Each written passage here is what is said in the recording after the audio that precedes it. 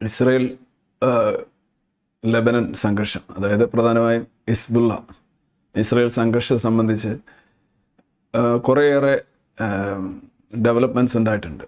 അതിൽ പ്രധാനപ്പെട്ടത് ഇസ്രയേൽ വളരെ ശക്തമായ രീതിയിൽ ദക്ഷിണ ലെബനനിൽ എയർ സ്ട്രൈക്സ് തുടങ്ങിയിട്ടുണ്ട്. മാത്രമല്ല അവിടെയുള്ള ആളുകളോട് മുൻകൂർ അവിടുന്ന് ഒഴിഞ്ഞു പോകാനായിട്ട് മുന്നറിയിപ്പ് നൽകിയിട്ടുണ്ട്.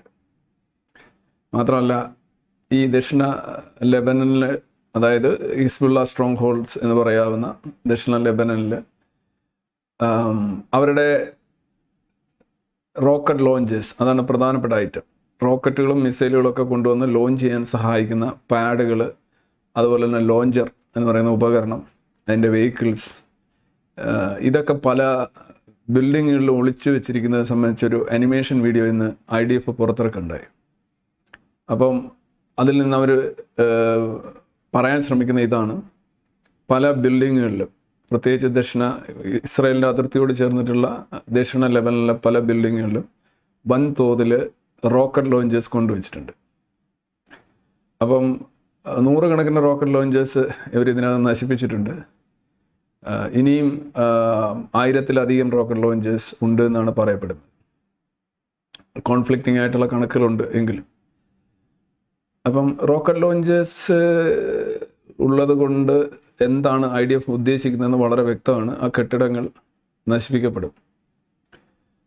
ഇത് തന്നെയാണ് ഗാസയിൽ നടന്നിട്ടുള്ളത്. അപ്പം അതിനു മുന്നേ അവിടെ താമസിക്കുന്ന ആളുകൾ ഒഴിഞ്ഞു പോകണം എന്നാണ് പറയുന്നത്. ഈ ഒഴിഞ്ഞു പോകണം എന്ന് പറയുമ്പോൾ ഇസ്രായേലിൻ്റെ അതിർത്തിയിലും ലെബനൻ്റെ ഇസ്രായേൽ അതിർത്തിയിലും ലെബനിലെ ഇസ്രായേൽ അതിർത്തിയിലും ജനങ്ങൾ ഒഴിഞ്ഞു പോയിരിക്കുകയാണ്.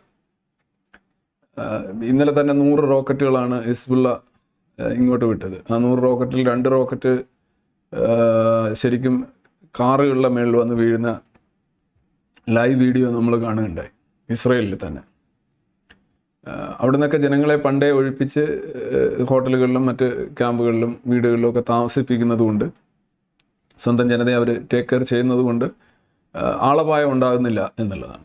ആ ഏരിയ ശരിക്കും ഇസ്രായേൽ ലെബൻ അതിർത്തി ഈ റോക്കറ്റുകളുടെയും മിസൈലുകളുടെയും ഒക്കെ ഒരു വലിയ ഒരു ആലിപ്പഴം വീഴുന്നത് പോലെ വീഴുന്ന ഒരവസ്ഥയാണ്. എസ്പെഷ്യലി ലെബനൻ്റെ ഭാഗത്തുള്ള ലെബനൻ അതിർത്തിയിൽ, ഇസ്രായേൽ അതിർത്തിയിൽ അത്രയധികം വീഴുന്നില്ല. കാരണം അവർ അയൺ ഡോം വെച്ച് മഹാഭൂരിപക്ഷം റോക്കറ്റുകളും അവർ ന്യൂട്രലൈസ് ചെയ്യുകയോ നശിപ്പിക്കുകയോ ചെയ്യുന്നുണ്ട്. ഒറ്റയ്ക്ക് അങ്ങനെ വരുന്ന മിസൈലുകളാണ് കൂടുതലും ഇസ്രായേൽ. ലെബനിൽ അങ്ങനെയല്ല, സിവിലിയൻ കാഷ്വാലിറ്റി കൂടുതലാണ്, അവിടെ ഡിസ്ട്രക്ഷൻ കൂടുതലാണ്. അവിടെ ഈ റോക്കറ്റിനേക്കാൾ ഉപരി അവിടെ വളരെ പ്രിസൈസ് ആയിട്ടുള്ള എയർ സ്ട്രൈക്കുകളാണ്. എയർ സ്ട്രൈക്കുകളുടെ ഒരു പ്രത്യേകത നമ്മൾ കണ്ടു. ഗാസയിൽ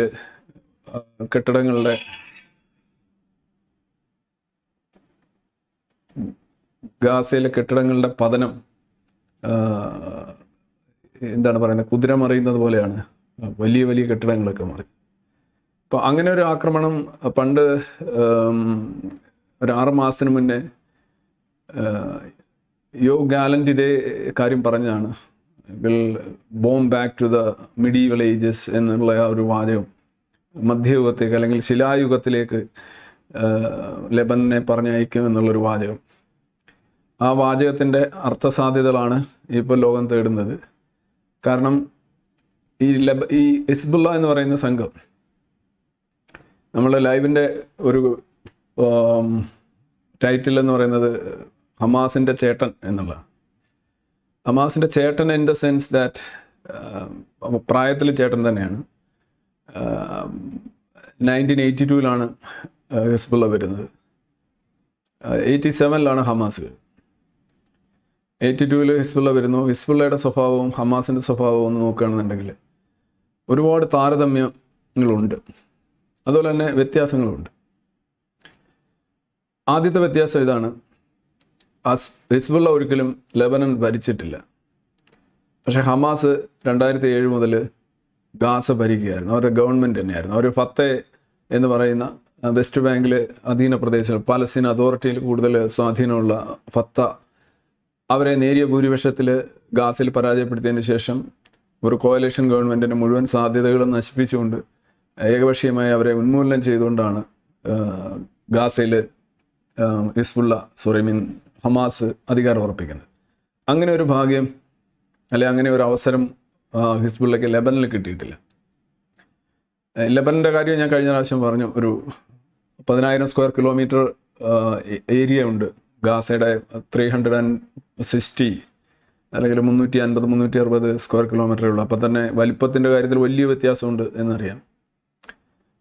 പിന്നെ ഒരു പോപ്പുലേഷൻ ഒരു 52 ലക്ഷം ആളുകളുണ്ട് ഗാസയിൽ. പക്ഷേ പോപ്പുലേഷൻ നല്ല പോപ്പുലേഷൻ ഉണ്ട്. 23 ലാക്ക് ഉണ്ടെന്നാണ് പറയുന്നത്. ചെറിയ ജനസംഖ്യയാണ്. പക്ഷെ അത്രയും ഡെൻസ് അല്ല ലെബനൻ. ഗാസ വളരെ ഡെൻസാണ്. പിന്നെ ഹമാസ് എന്ന് പറയുന്നത് ഒരു സുന്നി ഭീകര സംഘടനയാണ്. എന്നാൽ ഒരു ഷിയ ഭീകര സംഘടനയാണ് ഹിസ്ബുള്ള. ഹിസ്ബുള്ളയുടെ ഒരു സവിശേഷത എന്ന് പറഞ്ഞു കഴിഞ്ഞാൽ അതിന് തൊട്ടടുത്ത് അയൽ പ്രദേശം എന്ന് പറഞ്ഞാൽ ലെബനൻ്റെ അയൽ രാജ്യം എന്ന് പറയുന്നത് സിറിയയാണ്.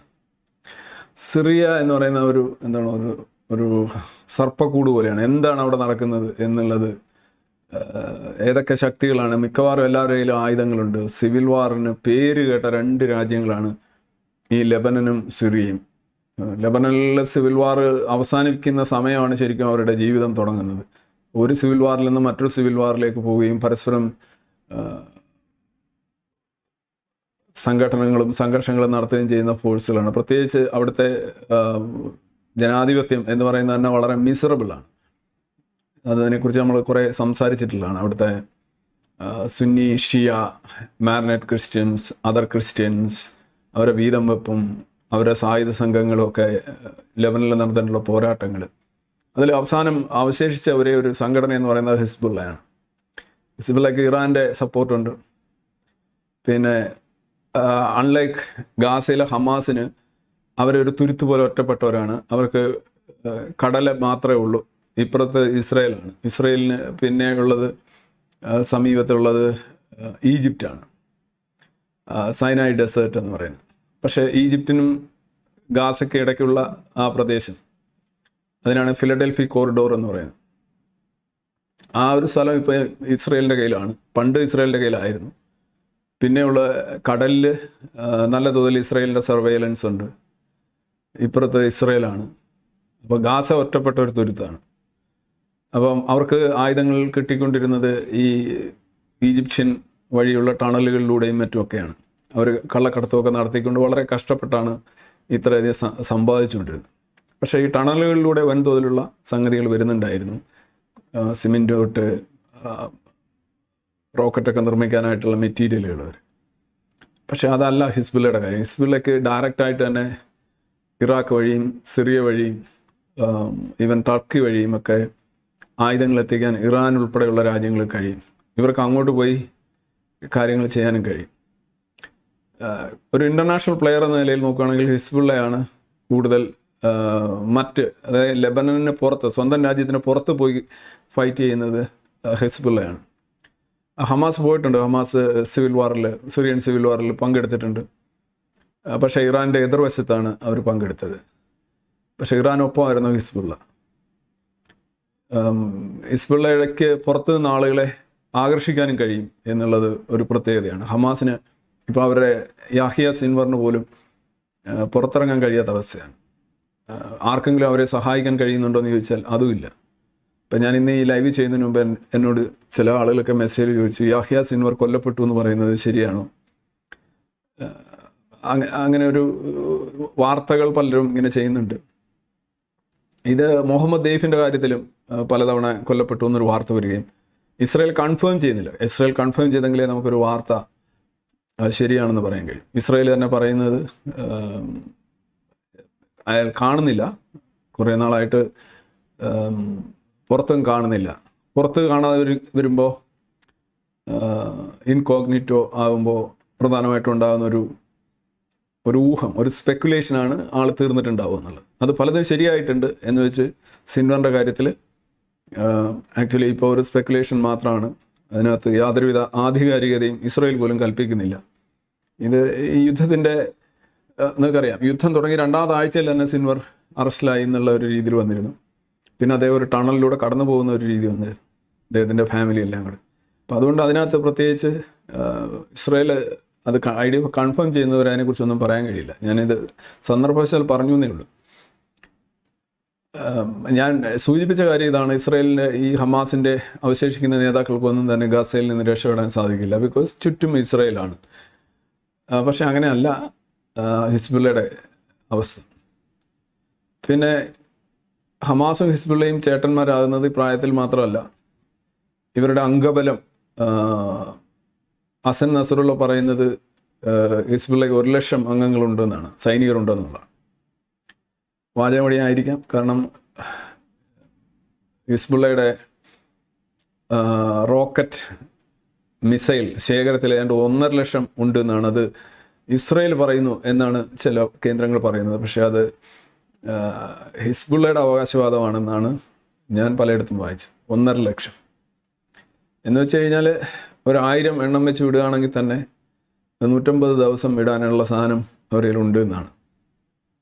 പിന്നെ മാത്രമല്ല, ഈ ആയുധങ്ങളുടെ കാര്യം എണ്ണം എടുത്ത് നോക്കുകയാണെങ്കിൽ ഹമാസിന് എത്രയും ഇല്ല എന്ന് മാത്രമല്ല, അവരുടെ അംഗസംഖ്യ എത്രയാണെന്നുള്ള കാര്യത്തിൽ വ്യക്തതയില്ല. 15,000 മുതൽ 30,000 വരെയാണ് പറയുന്നത്. അതേസമയം 1,00,000 ഹിസ്ബുള്ള പറയുന്നത്. റോക്കറ്റിൻ്റെ കാര്യത്തിൽ 30,000 റോക്കറ്റ് വരെയൊക്കെയാണ് ഹിസ്ബുള്ളയുടെ കയ്യിലുള്ള, ഹമാസിൻ്റെ കയ്യിലുള്ളതായിട്ട് പറയുന്നത്. പക്ഷേ 1,50,000 റോക്കറ്റ് പ്ലസ് മിസൈൽ അവരുടെ കയ്യിലുള്ളത്, ഹിസ്ബുള്ളയുടെ കയ്യിലുള്ളത്. അതുപോലെ തന്നെ ഹിസ്ബുള്ളയുടെ കയ്യിലുള്ള മിസൈൽസിൽ വളരെ പ്രിസിഷനുള്ള മിസൈൽസ് ഉണ്ട്. റഷ്യൻ, അതുപോലെ തന്നെ അവർ പുറത്തുനിന്ന് സാങ്കേതിക സഹായത്തോടുകൂടി നിർമ്മിച്ച മിസൈലുകൾ, സ്വന്തമായി നിർമ്മിച്ച മിസൈലുകളും പുറത്തുനിന്നുള്ള മിസൈലുകളൊക്കെ ഉണ്ട്. സ്കഡിൻ്റെ ഒരു വേരിയേഷൻ അവരിലുണ്ട്. ഇതെല്ലാം തന്നെ ഇസ്രായേലിലെ ഏത് സിറ്റിയിൽ വേണമെങ്കിലും, ഇസ്രായേൽ വളരെ ചെറിയ ഒരു രാജ്യമാണ്, ഈ ലെബനാനിലും ചെറുതാണ്, പകുതിയേ ഉള്ളൂ. പക്ഷേ ഈ രണ്ട് ചെറിയ സ്ഥലങ്ങളിലെന്ന് പറയുമ്പോൾ തന്നെ പ്രിസിഷൻ വളരെ ഇമ്പോർട്ടൻ്റ് ആണ്. വേറൊരു രാജ്യത്ത് നിന്ന് വീഴാനും പാടില്ല. നിങ്ങൾക്ക് ഓർമ്മയുണ്ടാകും, റഷ്യയും യുക്രൈനും തമ്മിലുള്ള യുദ്ധത്തിൽ പല റഷ്യൻ മിസൈൽസും പോളണ്ടിലും തൊട്ടടുത്ത റൊമാനിയയിലും ഒക്കെ പോയി വീണ് വലിയ വിഷയമായിരുന്നു. ഇൻ്റർസെപ്റ്റ് ചെയ്ത് വഴിതിരിഞ്ഞ് പോയൊക്കെ അങ്ങോട്ട് വീഴാൻ സാധ്യതയുണ്ട്. ഇവിടെയും തൊട്ടടുത്തുള്ള രാജ്യം എന്ന് പറഞ്ഞാൽ സിറിയയാണ്. പിന്നെ തുർക്കിയുണ്ട്, ലെബനൻ്റെ വേറൊരു അതിർത്തി പ്രദേശമായിട്ട്. പിന്നെ മെഡിറ്ററേനിയൻ സീ, കടലുമുണ്ട്. പക്ഷേ ഇവിടെ എല്ലാം നോക്കുമ്പോൾ ചെറിയൊരു പ്രദേശത്താണ് ഈ യുദ്ധം നടക്കുന്നത്. ഈ ലെബനനും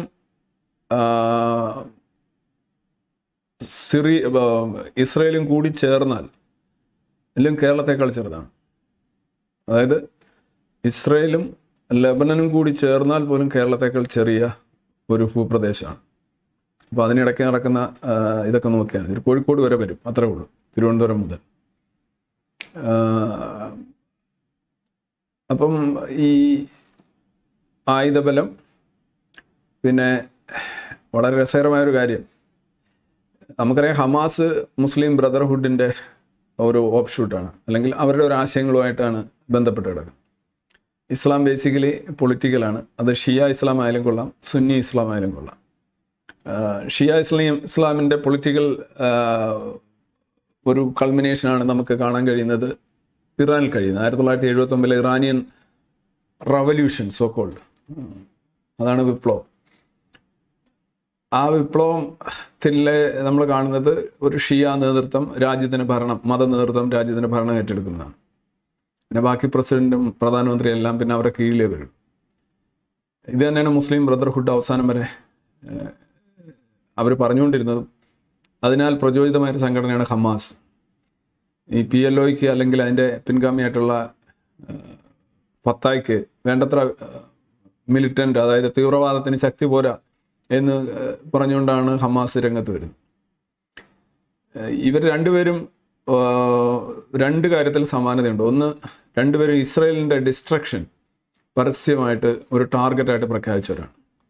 ഇസ്രായേലിന് നിലനിൽക്കാൻ അവകാശമില്ല എന്നുള്ള നിലപാടിൽ ഇസ്രായേലുമായിട്ട് യാതൊരു പ്രശ്നവുമില്ലാത്ത ഹിസ്ബുള്ളയും ഇസ്രായേലുമായിട്ട് ഭൂമി, അതായത് പാലസ്തീനിയൻ കോസ്റ്റ് എന്ന് പറഞ്ഞാൽ ഹിസ്ബുള്ളയ്ക്ക് അവരുടെ സ്വന്തം പ്രശ്നമല്ല, അവർ കയറി തലയിടുന്ന പ്രശ്നമാണ്.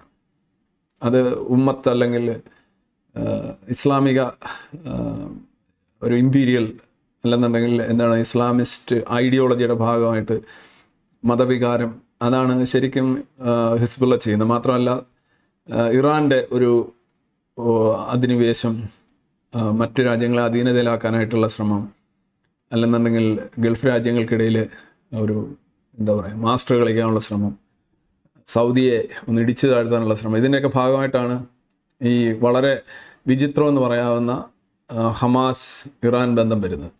പക്ഷേ അങ്ങനെ ഒരു പ്രശ്നം യഥാർത്ഥത്തിൽ ഹിസ്ബുള്ളയായിട്ടില്ല. ഹിസ്ബുള്ളയായിട്ട് ഡയറക്റ്റ് ബന്ധമാണ്, കാരണം രണ്ടും ഷിയ മിലിഷ്യയാണ്.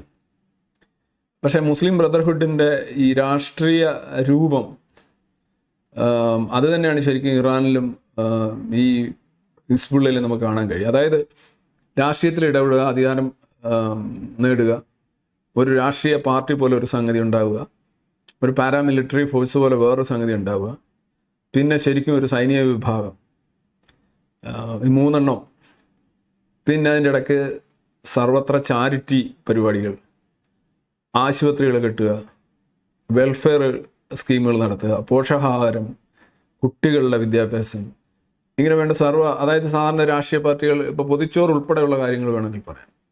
ഈ മുസ്ലിം ബ്രദർഹുഡിൻ്റെ ഒരു രീതിയാണിത്. ഇവരൊക്കെ ഇവർക്ക് ഫണ്ട് വരുന്നത്, സൈന്യത്തിലേക്ക് അവർ മറിക്കുന്ന ഫണ്ടിൻ്റെ വലിയ സോഴ്സ് പലപ്പോഴും വരുന്നത് കുട്ടികൾക്ക് ആഹാരം, വിദ്യാഭ്യാസം, ആശുപത്രി കേസുകൾ, മറ്റ് ചാരിറ്റി, വെൽഫെയർ സ്കീമുകൾ എന്നൊക്കെ പറഞ്ഞാൽ വലിയ നോക്കൂ, ഇവിടെ എല്ലാത്തരം സംഘടനകൾക്കും അത്തരം കാര്യങ്ങളുണ്ട്. അവർ പല രീതിയിലാണ് ജനങ്ങളുടെ ഇടയിലേക്ക് ഈ രാഷ്ട്രീയ പ്രസ്ഥാനങ്ങൾ എന്നുള്ള നിലയിൽ ഒരു പോളിസി വഴിയോ ഭരണ മെച്ചം വഴിയോ അല്ല, മറിച്ച് ആളുകളെ കയ്യിലെടുക്കാൻ എല്ലാ മതങ്ങളും ചെയ്യുന്ന അതേ കാര്യമാണ്. ഇത്തരത്തിലുള്ള വെൽഫെയർ സ്കീം അവർ നടത്തും. അപ്പോൾ അതിൻ്റെ ഫണ്ട് പുറത്തുനിന്ന് ആളുകൾ സംഭാവനയായിട്ട് കൊടുക്കും. അപ്പോൾ അവരതെടുത്ത് അത് നടത്തും. അവരുടെയും ചിലവും തൊഴിലുമൊക്കെ അവർക്കും കിട്ടും, മതവുമായിട്ട് അല്ലെങ്കിൽ സംഘടനയായിട്ട് ബന്ധപ്പെട്ട് കിട്ടും. ചാരിറ്റി എന്ന് പറഞ്ഞൊരു വലിയ ഇൻഡസ്ട്രിയാണ് ലോകത്ത്. അത് വെറുതെ അല്ല, നടത്തുന്നവർക്ക് പേര് കിട്ടും, ചിലർക്ക് സാറ്റിസ്ഫാക്ഷൻ ആയിരിക്കും, പക്ഷേ അവരൊരു തൊഴിലായിട്ട്, ഒരു ജീവിത മാർഗമായിട്ട് മുന്നോട്ട് കൊണ്ടുപോകും. പക്ഷെ അതിന് മാത്രമല്ല, അതിപ്പോൾ ആൾദൈവങ്ങളായാലും അങ്ങനെ തന്നെയാണല്ലോ. അവർക്ക് പൈസ കിട്ടും, അവർ പൈസ അതിൽ കുറച്ചെടുത്ത് കൊടുക്കും, അവരത് വെച്ച് വീണ്ടും വീണ്ടും ഫണ്ട് ആകർഷിച്ചുകൊണ്ടിരിക്കും. അപ്പം ഈ എല്ലാ ഭീകര സംഘടനകളും നിങ്ങൾ നോക്കുകയാണെന്നുണ്ടെങ്കിൽ അങ്ങനെയാണ്.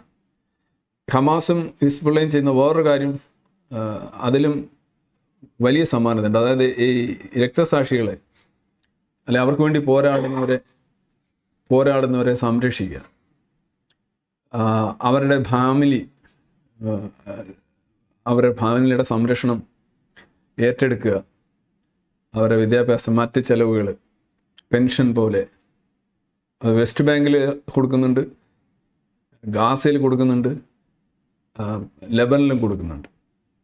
ഈ രക്തസാക്ഷികളാകുന്ന മനുഷ്യർ അവരുടെ കുടുംബത്തെ വലിയ തോതിൽ ധീരത, ഭയങ്കര ഫ്യൂണറൽ, സ്ഫോടനാത്മകമായ ഒരു ഫ്യൂണറൽ കൊടുക്കുക, അവരുടെ ഫാമിലി വാഴ്ത്തപ്പെട്ടതാക്കുക, അവിടെ നിന്ന് തന്നെ കഴിയുമെങ്കിൽ വീണ്ടും റിക്രൂട്ടുകളെ ആകർഷിക്കുക. ഇത് ഹിസ്ബുള്ളയും ഹമാസും ചെയ്യുന്നതാണ്, ഫത്തയും ചെയ്യുന്നതാണ്. മിക്കവാറും എല്ലാം ഇവിടെ ഈവൻ ചില പാർട്ടികൾ വരെ ചെയ്യാറുണ്ട്. രക്തസാക്ഷികളുടെ പേരും വിവരവും ഒക്കെ എഴുതി വെച്ചിട്ട് വീണ്ടും വോട്ട് ചോദിക്കുന്ന പാർട്ടികൾ വരെ നമ്മൾ കാണാറുണ്ട്. സമാനമാണ് ഹിസ്ബുള്ളയും ഹമാസുമായിട്ടുള്ള താരതമ്യം. ഇനി ഈ IDF അതായത് ഇസ്രായേലിൻ്റെ സൈന്യം കരയുദ്ധത്തിന് ഗാസയിൽ പോയി. ഇപ്പോൾ ഗാസയുടെ കാര്യം നോക്കുകയാണെന്നുണ്ടെങ്കിൽ അവർ ഏതാണ്ടൊരു 70% അവരുടെ മിഷൻ സക്സസ്ഫുൾ ആണ് മിലിറ്ററിലി. 70 അല്ലെങ്കിൽ 70 ഓർ എബോവ്, അത് ഉറപ്പായിട്ടും പറയാൻ കഴിയും. അത്രമാത്രം ഇൻഫ്രാസ്ട്രക്ചറും മറ്റു കാര്യങ്ങളുമൊക്കെ മിലിറ്ററി ഇൻഫ്രാസ്ട്രക്ചർ ഹമാസിൻ്റെ തകർന്നിട്ടുണ്ട്. ഇസ്രായേലിൻ്റെ ഏറ്റവും വലിയൊരു വെല്ലുവിളിയായിട്ട് ഇപ്പോഴും നിലനിൽക്കുന്ന അവിടുത്തെ 101 ബാക്കിയുള്ള ബന്ദികളാണ്. ബാക്കി കാര്യങ്ങളെല്ലാം തന്നെ ലോകം അവരെ വിലയിരുത്തിയതിനേക്കാൾ മെച്ചപ്പെട്ട രീതിയിൽ തന്നെ അവർ ഈ ഹമാസിൻ്റെ ഏറ്റവും വലിയ പക്ഷേ ഏതെങ്കിലും ഒരു രാജ്യം പുതുതായിട്ട് അവിടെ ചെല്ലുകയാണെങ്കിൽ കീഴടക്കാനോ തകർക്കാനോ കഴിയുന്ന ഇതിനപ്പുറമുള്ള രീതിയിലുള്ള ഒരു ഗാസൻ മെട്രോ ടണൽ സിസ്റ്റം അവിടെ ഉണ്ടായിരുന്നു. അത് ഏതാണ്ട് നല്ല രീതിയിൽ അവർ നെഗോഷിയേറ്റ് ചെയ്തു, ന്യൂട്രലൈസ് ചെയ്തു. ഇപ്പോഴും വളരെ കുറച്ച് ഭീകരന്മാരും അവരെ ഒളിക്കാൻ സ്ഥലമില്ലാത്ത രീതിയിലും ആണ് നിൽക്കുന്നത്. ഗാസ ഇൻവേഷൻ ഇസ്രായേലിനെ സംബന്ധിച്ചോളം പരാജയമൊക്കെ ആണ് എന്നൊക്കെയാണ് പലരും പറയുന്നത്. ആരും ഹോസ്റ്റേഴ്സിനെ തിരിച്ചു കിട്ടിയില്ല. ഹോസ്റ്റേഴ്സിന് പകുതിയിലധികം തിരിച്ചു കിട്ടിയിട്ടുണ്ട്. ബാക്കി ഇനിയൊരു ജീവനോടെ ഒരു 10-70 പേരുണ്ട്. അതിപ്പം അറിയാൻ കഴിയും. ഇപ്പോൾ ഉദാഹരണമായിട്ട് ഇപ്പോൾ സിൻബറിനെ പോലെയുള്ള ആളുകളൊക്കെ ഇടയൊക്കെ അവസ്ഥ അറിഞ്ഞതിന് ശേഷം എല്ലാവരും പറയുന്ന പീസ് ടോക്ക് വഴി മാത്രമേ ഇവരെ കൊണ്ടുവരാൻ കഴിയുന്നുള്ളൂ. പീസ് ടോക്കിൽ യഥാർത്ഥത്തിൽ ഹമാസിന് യാതൊരു താല്പര്യമില്ല. അവരവരുടെ കയ്യിലിരിക്കുന്ന ബന്ദികളെ ഒന്നിൽ കൊന്നുകളയും, അല്ലെങ്കിൽ അവരുടെ കയ്യിൽ നിന്ന് അറിയാതെ ഇവരെ തിരിച്ചു പിടിക്കാൻ ഇസ്രയേലിന് കഴിയും. ഈ 2 സാധ്യതകളാണ് നിലവിലുള്ളത്. അത്രമാത്രം ഫോഴ്സും ചെലുത്തിയെങ്കിൽ മാത്രമേ ഹമാസിന് എന്തായാലും ഈ ബന്ദികളോട് മനുഷ്യത്വപരമായിട്ടുള്ള യാതൊരുവിധ സ്നേഹമോ അങ്ങനെയൊന്നുമില്ല. അവരെ കൊല്ലുന്നത് തന്നെ ഒരു വലിയ മതപരമായ ഔന്നത്യമാണെന്ന് കരുതുന്ന അത്ര വന്യമായിട്ടുള്ളവരാണ്. അപ്പോൾ പിന്നെ ചർച്ച അത് ലോകം മുഴുവൻ പറയുന്നത് മിലിറ്ററി ആക്ഷൻ, ഇസ്രായേലിൽ തന്നെ ഈ പ്രകടനം നടത്തുന്നവരെല്ലാം പറയുന്ന മിലിറ്ററി ആക്ഷൻ നടത്തിയാൽ ഈ ബന്ദികളെ വിട്ടുകിട്ടില്ല എന്നുള്ളതാണ്. അപ്പോൾ അവർ പറയുന്നത് ഹമാസിന് ഭയങ്കര താല്പര്യമാണ് വിട്ടുകൊടുക്കാൻ, ഇസ്രായേലാണ് സമ്മതിക്കാത്തത്, പുതിയ ഉപാധികൾ വെക്കുന്നുകൊണ്ടാണ്.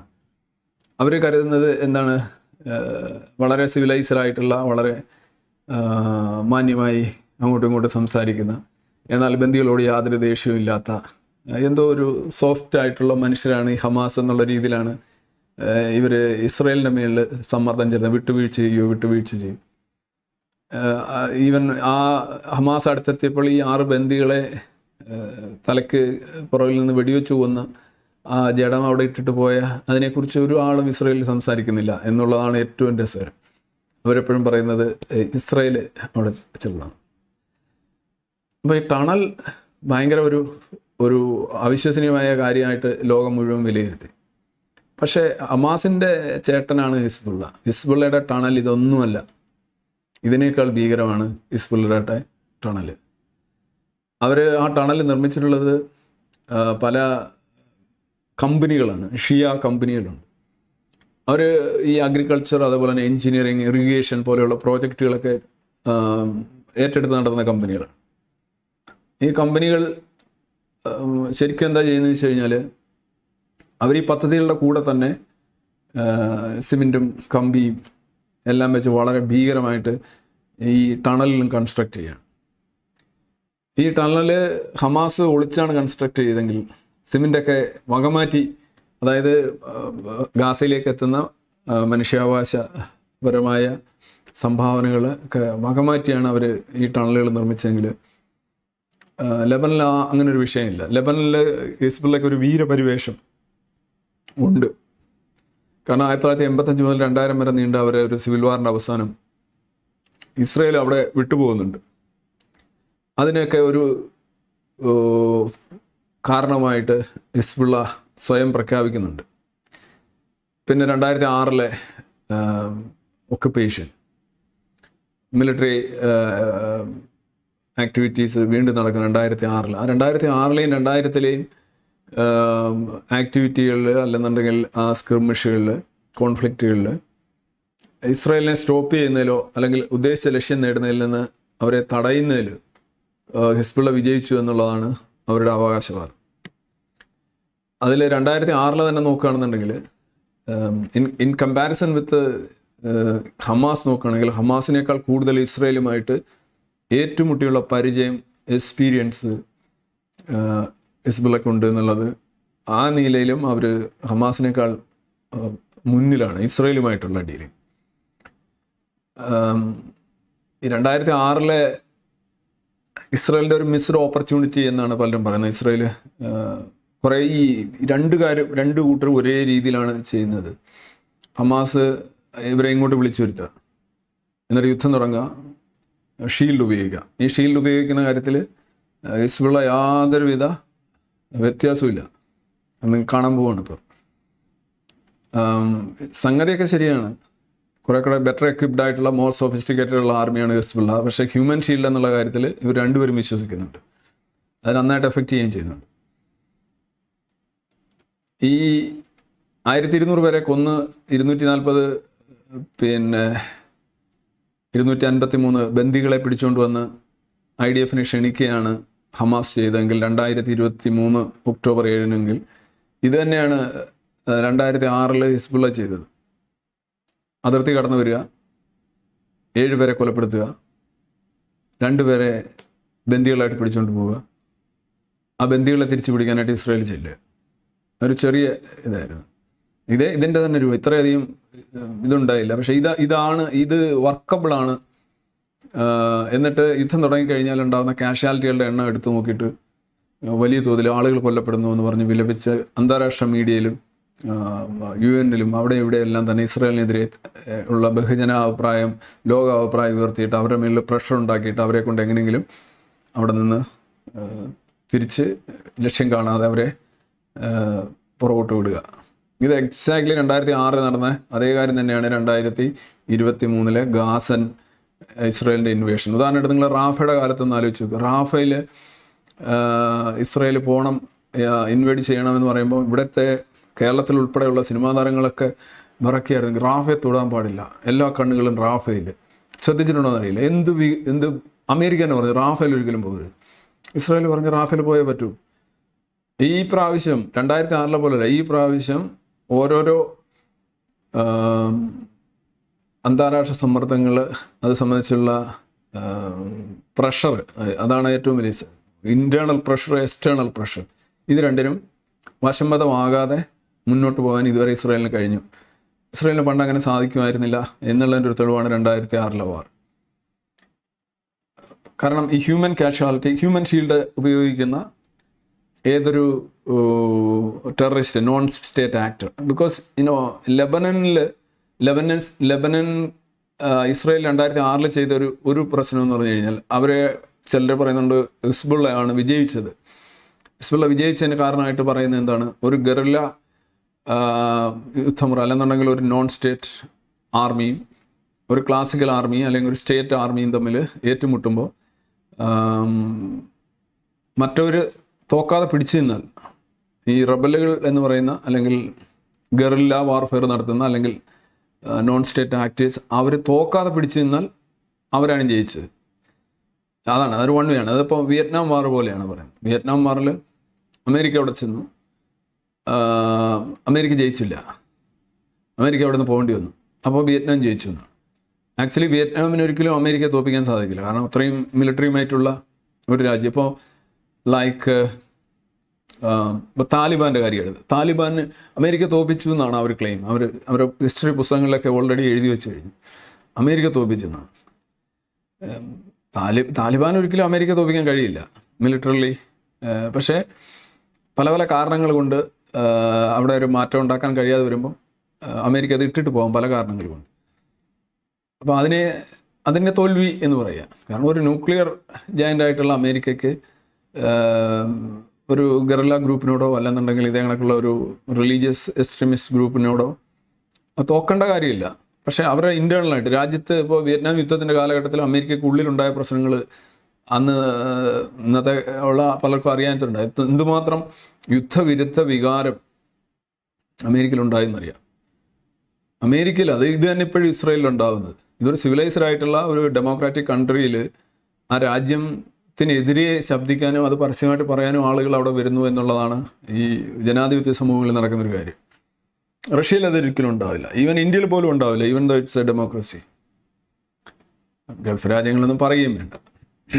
വെസ്റ്റ് ബാങ്കിലും ഉണ്ടാവില്ല, ഗാസയിലും ഉണ്ടാവില്ല, ലെബനിലും ഉണ്ടാവില്ല. ലെബനിൽ ഇപ്പോൾ ഒരു പ്രശ്നം എന്ന് പറഞ്ഞു കഴിഞ്ഞാൽ, ഈ പറയുന്ന ഇൻ്റർനാഷണൽ പ്രഷർ ഉയർത്താനായിട്ട് ലെബനൻ ഇപ്പോൾ ഓൾറെഡി ലെബനൻ്റെ വിദേശകാര്യമന്ത്രിയൊക്കെ സംസാരിക്കുന്നത് നോക്കൂ. അവർ ഈ കൺട്രി ഹൈജാക്ഡ് ബൈ ഈ പറയുന്ന ഹിസ്ബുള്ളയാണ് യഥാർത്ഥത്തിൽ. ലെബനിൽ ആ രാജ്യത്തിന് പ്രത്യേകിച്ച് അല്ലെങ്കിൽ ഭരണാധികാരികൾക്ക് പ്രത്യേകിച്ച് ഒന്നും ചെയ്യാൻ കഴിയില്ല. അവരെ ലെബനീസ് ആർമിയേക്കാൾ വളരെ എഫിഷ്യൻ്റ് ആയിട്ടുള്ള ആർമിയാണ് ഹിസ്ബുള്ള. പിന്നെ മാത്രമല്ല 2006 യുദ്ധത്തിൻ്റെ സമയത്ത് തന്നെ ഈ ഹിസ്ബുള്ളയുടെ സൈനിക കേന്ദ്രങ്ങൾ തകർക്കുന്നതിനോടൊപ്പം തന്നെ നോൺ ഹിസ്ബുള്ള ആയിട്ടുള്ള ഏരിയാസിൽ പ്രത്യേകിച്ച് ലെബനീസ് ആർമി മറ്റ് കേന്ദ്രങ്ങൾ, അത് ഹിസ്ബുള്ളയായിട്ട് നേരിട്ട് ബന്ധമില്ലാത്ത ഒരുപാട് സ്ഥാപനങ്ങളും കാര്യങ്ങളിലൊക്കെ ആക്രമിക്കാൻ ഇസ്രായേൽ മുതിർന്നത് ഈ ഹിസ്ബുള്ളയോടുള്ള സിമ്പതി അവിടെ വർദ്ധിപ്പിക്കാനുണ്ടായത്. പിന്നെയാണ് ഈ UN പ്രമേയവും ലിറ്റാനി റിവറിൻ്റെ കാര്യവും അതിനിപ്പുറത്തേക്ക് പിന്മാറണമെന്നൊക്കെ ഉള്ളൊരു ഇതൊക്കെ വന്നു. പക്ഷേ അത് ഹിസ്ബുള്ള അത് പാലിച്ചില്ല. ഇസ്രായേൽ പിന്മാറിപ്പോരുകയുണ്ടായത്. ഹിസ്ബുള്ള എന്ന് പറഞ്ഞത് ഞാൻ കഴിഞ്ഞ ലൈവിൽ തന്നെ പറഞ്ഞു, ഇസ്രയേൽ പിന്മാറിയിട്ടില്ല എന്നുള്ളൊരു വാദം ഉന്നയിച്ചുകൊണ്ടാണ് അവരവിടെ തുടർന്നിട്ട് അവരവിടെ എല്ലാം തന്നെ റോക്കറ്റ് ലോഞ്ചേഴ്സ് എല്ലാം വെച്ചുകൊണ്ട് എല്ലാം ആയുധങ്ങൾ പല വീടുകളിൽ, ഇപ്പോൾ ഇസ്രയേൽ പറയുന്ന ഇതേ കാര്യമാണ്, ഈ ഗാസയിൽ പറയുന്ന വീടുകളുടെ ഉള്ളിൽ, തുരങ്കങ്ങളിൽ, ആശുപത്രികളിൽ, മറ്റ് സ്ഥാപനങ്ങളിൽ, വിദ്യാലയങ്ങളിലൊക്കെ ഇവർ റോക്കറ്റ് ലോഞ്ചേഴ്സ് കൊണ്ടുവച്ചിട്ട് റോക്കറ്റ് വിട്ടുകൊണ്ടിരിക്കുകയാണെന്നാണ് പറയുന്നത്. സെയിം ആക്ച്വലി ഇതെല്ലാം ഹിസ്ബുള്ളയിൽ നിന്നാണ് ഹമാസ് പഠിക്കുന്നത്. ഇത് ഒരേ ഓപ്പറേഷനാണ്, വ്യത്യാസമൊന്നുമില്ല. ഹിസ്ബുള്ള കുറച്ചുകൂടെ പ്രൊഫഷണൽ ആണ്, കുറച്ചുകൂടെ ഇസ്രായേലുമായിട്ടുള്ള യുദ്ധം പരിചയം കൂടുതലുണ്ട് എന്നുള്ളതാണ്. അപ്പോൾ ആ ഒരു ഘട്ടത്തിലാണ് യഥാർത്ഥത്തിൽ ഇസ്രായേലിലേക്ക് നിരന്തരമായി റോക്കറ്റ് അവരിങ്ങനെ വിട്ടുകൊണ്ടിരിക്കുന്നത്. ഒക്ടോബർ 7-ാം തീയതി ഹമാസ് ആക്രമിക്കുമ്പോൾ യഥാർത്ഥത്തിൽ വടക്കുന്ന് ഹിസ്ബുള്ള ആക്രമിക്കേണ്ടതാണ്. അല്ലെങ്കിൽ ഇത്രയും വലിയ പ്ലാനിങ് എടുത്തപ്പോൾ എല്ലാവരും വിചാരിച്ചു കഴിഞ്ഞാൽ ഇപ്പുറത്തുനിന്ന് ഒരു ആക്രമണം. കാരണം ഈ ഹമാസ് 1200 പേരെ പിടിച്ചുകൊണ്ട് പോയെങ്കിൽ ഇതേപോലെ ഹിസ്ബുള്ളയ്ക്ക് അതിർത്തി കടന്ന്, അവർ പണ്ട് ചെയ്തിട്ടുള്ളതാണ്, അതിർത്തി കടന്ന് ഇസ്രയേലിൽ എത്തിയിട്ട് ഇസ്രയേലിൻ്റെ ഈ ലെബനൻ അതിർത്തിയിൽ താമസിക്കുന്ന മനുഷ്യരെല്ലാം പിടിച്ചുകൊണ്ട് ഈ തുരങ്കങ്ങളിലേക്ക്, അവിടുത്തെ തുരങ്കങ്ങളിലേക്ക് കൊണ്ടുപോവുകയാണെന്നുണ്ടെങ്കിൽ എക്സാക്ട്ലി ഈ ഒക്ടോബർ 7 ആവർത്തിക്കപ്പെടും. മാത്രമല്ല ഇതിനേക്കാൾ ഈ ഹമാസ് ഒരു കുറച്ച് ചെറിയൊരു സംഘമാണ്, കമ്പയർ ടു ഹിസ്ബുള്ള കുറച്ചുകൂടെ ചെറിയ സംഘമാണ്. ഇതിനേക്കാൾ വലിയ നമ്പറിൽ ആളുകളെ പിടിച്ചുകൊണ്ട് വെച്ചിരുന്നെങ്കിൽ അവിടെ 2 പ്രശ്നമുണ്ട്. ഒന്ന്, ഈ ലെബനനിൽ വേറെ ഒരു ഗവൺമെൻറ് ഉണ്ട്, അവർക്ക് ആർമിയുണ്ട്. അവിടുത്തെ പോപ്പുലേഷൻ നോക്കുകയാണെന്നുണ്ടെങ്കിൽ ക്രിസ്ത്യൻസ്, മുസ്ലിംസ്, അങ്ങനെ കുറേ ഒരു മിക്സ്ചറാണ്, കൂടുതലും മുസ്ലിംസാണ്. ഓസ്ട്രേലിയ ഒരു ക്രിസ്ത്യൻ കൺട്രി ആയിരുന്നു, മെജോറിറ്റി ക്രിസ്ത്യൻ കൺട്രി ആയിരുന്നു. പിന്നീട് പല കാരണങ്ങൾ കൊണ്ട് അതൊരു മുസ്ലിം ഡോമിനേഷൻ, സുന്നികളും ഷിയകളും, മാരിനൈറ്റ് ക്രിസ്ത്യൻസ്, ഓർത്തഡോക്സ് ക്രിസ്ത്യൻസ്, പല ലെവലുണ്ട്. അപ്പം ഇതാണ് സംഭവിക്കാൻ സാധ്യതയുള്ളൊരു കാര്യം. ഇതിൻ്റെ റിപ്പീറ്റ് നടന്നു എന്നാണ്. ഇപ്പോൾ ഉദാഹരണമായിട്ട് ഇവരുടെ ഒരു ഇബ്രാഹിം അഖിൽ എന്ന് പറയുന്ന ഒരു നേതാവിനെ, പുള്ളി 1983 ബെയ്റൂട്ട് ഉള്ള ഒരു ഏതാണ്ട് 250 അമേരിക്കക്കാരെ കൊല്ലപ്പെട്ട ഒരു ഭീകര പ്രവർത്തനത്തിൽ പങ്കുവച്ചിട്ടുണ്ടെന്ന് പറഞ്ഞ് അമേരിക്ക ഒരു ഗ്ലോബൽ ടെററിസ്റ്റായിട്ട് പ്രഖ്യാപിച്ചിട്ടുള്ള ആളാണ് ഈ അഖിൽ എന്ന് പറയുന്നത്. ഈ അഖിൽ എങ്ങനെയാണ് ആ സ്ഥാനത്ത് സെക്കൻഡ് കമാൻഡർ, അതായത് കഴിഞ്ഞ 41 വർഷത്തിന് മുന്നെയാണ് പുള്ളി ഇതൊക്കെ ചെയ്തത്. 41 വർഷമായിട്ട് ഹിസ്ബുള്ളയുടെ സൈനിക വിഭാഗത്തിൻ്റെ, അവരുടെ എലീറ്റ് ഫോഴ്സിൻ്റെയൊക്കെ തലവനായിട്ട് പല നിലകളിൽ സേവനം അനുഷ്ഠിക്കുന്ന ആളാണ് ഈ അഖിൽ എന്ന് പറയുന്ന ആൾ. ഈ അഖിൽ വരുന്നത് ഫവാദ് ഷുക്കൂർ എന്ന് പറയുന്ന തൊട്ടു മുന്നേ ഇരുന്ന ആൾ. അയാൾ, അതായത് ഈ ഹസൻ നസ്രുള്ള എന്ന് പറയുന്ന ഒരു ക്ലറിക്കാണ് ബേസിക്കലി. പുള്ളി ഇങ്ങനെ ഇരുന്ന് ഭയങ്കര തള്ളൽ സ്പീച്ചുകൾ കൂടുതൽ നടത്തുന്ന ആളാണ്. അപ്പോൾ പക്ഷേ ഈ സൈനിക വിഭാഗത്തിൻ്റെ തലവൻ എന്നൊക്കെ പറയുന്നത് ആളുകളാണ് 1, 2, 2ാം സ്ഥാനം എന്ന് പറയാം ബേസിക്കലി. ഈ 2ാം സ്ഥാനത്ത് വന്ന ആദ്യത്തെ നേതാവിനെ, ഇസ്മയിൽ ഹനിയെ കൊല്ലുന്നതിന് ഏതാനും മണിക്കൂർ മുമ്പുള്ളേ കൊന്നു. അങ്ങനെയാണ് അതിന് കാരണം എന്ന് പറഞ്ഞു കഴിഞ്ഞാൽ ഈ ഗോലാൻ ഹൈറ്റ്സിലുള്ള ലെബനൻ അതിർത്തിയോട് ചേർന്നിട്ടുള്ള സ്ഥലത്ത് ഫുട്ബോൾ കളിച്ചുകൊണ്ടിരുന്ന 12 കുട്ടികളെ റോക്കറ്റ് ഇട്ട് കൊന്നു എന്നുള്ള. അത് ഹിസ്ബുള്ളയുടെ റോക്കറ്റ് തന്നെയാണ്. അവർ നിഷേധിച്ചിട്ടൊന്നും കാര്യമില്ല, വേറെ ആരും അവിടെ ഒന്നും റോക്കറ്റ് ഇടേണ്ട കാര്യമില്ല, ഹിസ്ബുള്ള ഇങ്ങനെ ചെയ്തുകൊണ്ടിരിക്കുകയാണ്. അപ്പോൾ അതിന് പ്രതികാരമായിട്ടാണ് ഈ ഫവാദ് ഷുക്കൂറിനെ കൊന്നത്. അപ്പോൾ ഇതേപോലെ ഗലീലി പ്രദേശത്ത് ഇതേപോലെ 120ഓളം വരുന്ന ആളുകൾ ഒരു കടന്നുകയറ്റം നടത്താൻ, ഇൻവേഷൻ നടത്താനായിട്ട് ശ്രമിച്ചു എന്നൊരു വാർത്തയുണ്ട്. ഞാനത് പലയിടത്തും നോക്കിയിട്ട് അത് സ്ഥിരീകരിക്കപ്പെട്ട വാർത്തയാണ് എന്നെനിക്കറിയില്ല. ഇങ്ങനെ ഒരു വാർത്ത പലയിടത്തും ഇങ്ങനെ പറയുന്നുണ്ട്. അപ്പോൾ അതിന് ശ്രമിച്ചു, അത് ഇസ്രയേലിൻ്റെ IDF നെഗോഷിയേറ്റ് ചെയ്തു, ന്യൂട്രലൈസ് ചെയ്തു എന്ന് പറഞ്ഞു കഴിഞ്ഞാൽ അവരെ ഡെസിമേറ്റ് ചെയ്തു എന്നുള്ളതായിരിക്കും. അപ്പോൾ അതിന് അവരിൽ നിന്ന് പിടിച്ചെടുത്ത ചില വിവരങ്ങളുടെ അടിസ്ഥാനത്തിലാണ് ഈ പറയുന്ന അഖിലിനെ ബെയ്റൂട്ടിൽ ബോംബിട്ട് കൊല്ലുന്നത്. അതിൻ്റെ കൂടെ 14 പേരോളം കൊല്ലപ്പെടുകയും ചെയ്തു. അപ്പോൾ $7 മില്യൺ അതായത് $70 ലക്ഷം പുള്ളിയുടെ തലയ്ക്ക് വില പറഞ്ഞിട്ടുള്ളത്. അപ്പം ഈ $70 മില്യൺ എന്ന് പറഞ്ഞാൽ 85 കൊണ്ടോ 84 കൊണ്ടോ ഒക്കെ ഗുണിച്ച് നോക്കുക, അത്രയും രൂപ. അപ്പോൾ അതുകൊണ്ട് തന്നെ അമേരിക്കയെ സംബന്ധിച്ച് ഈ ഫവാദ് ഷുക്കൂറും ഗ്ലോബൽ ടെററിസ്റ്റാണ്, അമേരിക്ക വാണ്ടഡ് ലിസ്റ്റിലുള്ള ആളാണ്. ഈ പറയുന്ന ഇബ്രാഹിം അഖിലും വാണ്ടഡ് ലിസ്റ്റിലുള്ള ഗ്ലോബൽ ടെററിസ്റ്റാണ്.